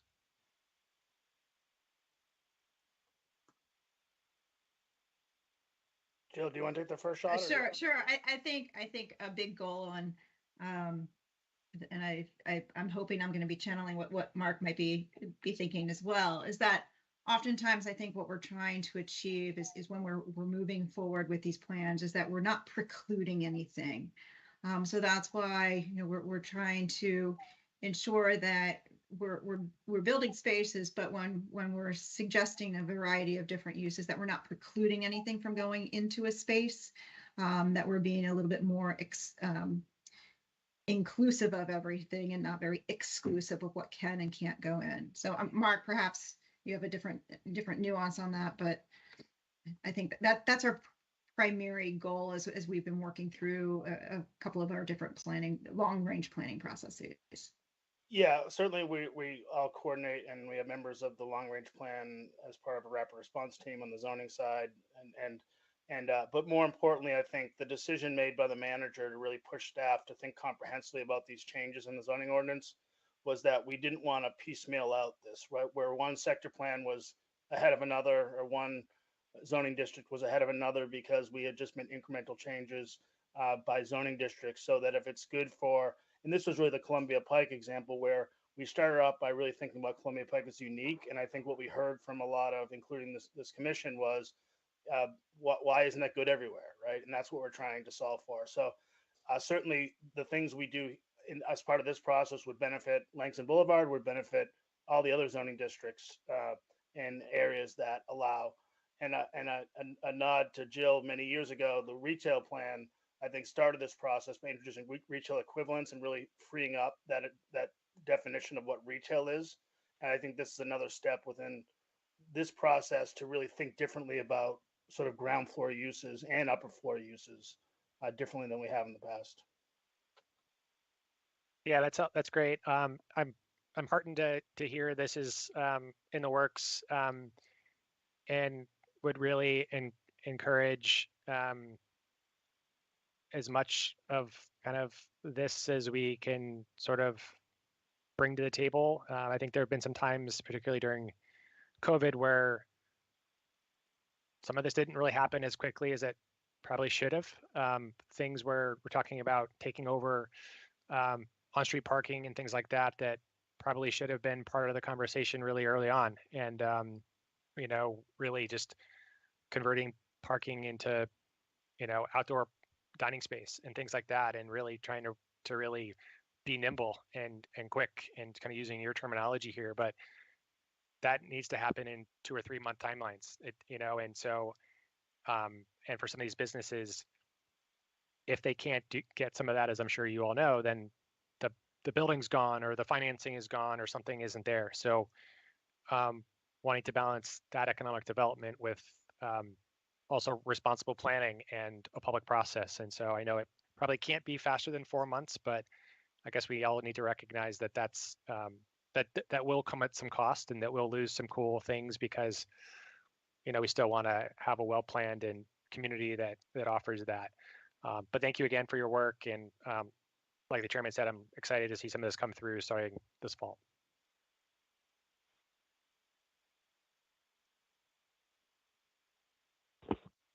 Any other questions from members of the commission?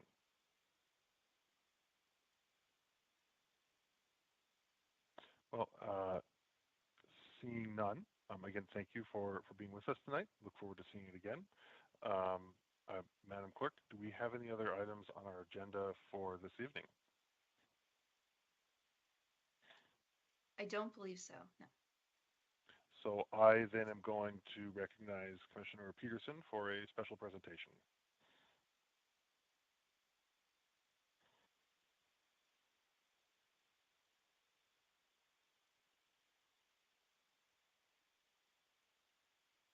Commissioner Peterson. Sorry, I started doing a screen share and my buttons changed place on my screen. Okay, So I just wanted to share the exciting news that two of our fellow planning commissioners have had big changes in their lives.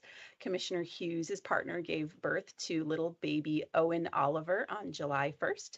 And last night, July 5th, Planning Commissioner Steinberger had her baby Albert Ellis. And Sarah was watching from her hospital bed earlier tonight. And I'm sure Commissioner Hughes is probably also watching from home with his babe in arms. So if I'll go off mute and say congratulations, maybe they'll hear us. So that's all from me. So congratulations, guys. We're very excited for you. So happy for you. Congratulations. Beautiful babies. Well, thank you, Commissioner Peterson. And I'm seeing a number of these don't go onto the YouTube channel, but I'm seeing a whole lot of Teams reacts, heart reacts, and applause reacts that are just, Sarah and Stephen. You should, if you've seen this, you should know that that's there, even though not everyone is saying so verbally. All of our hearts go out to you and blessings. And yeah, I believe that wraps our agenda for the evening. We will be back tomorrow at 7 o'clock. I am looking forward to seeing everyone again. We'll have we'll have commission business preceded by the Heights, and we will see you tomorrow night. Until then, the commission is in recess. Good night. Good night, everyone.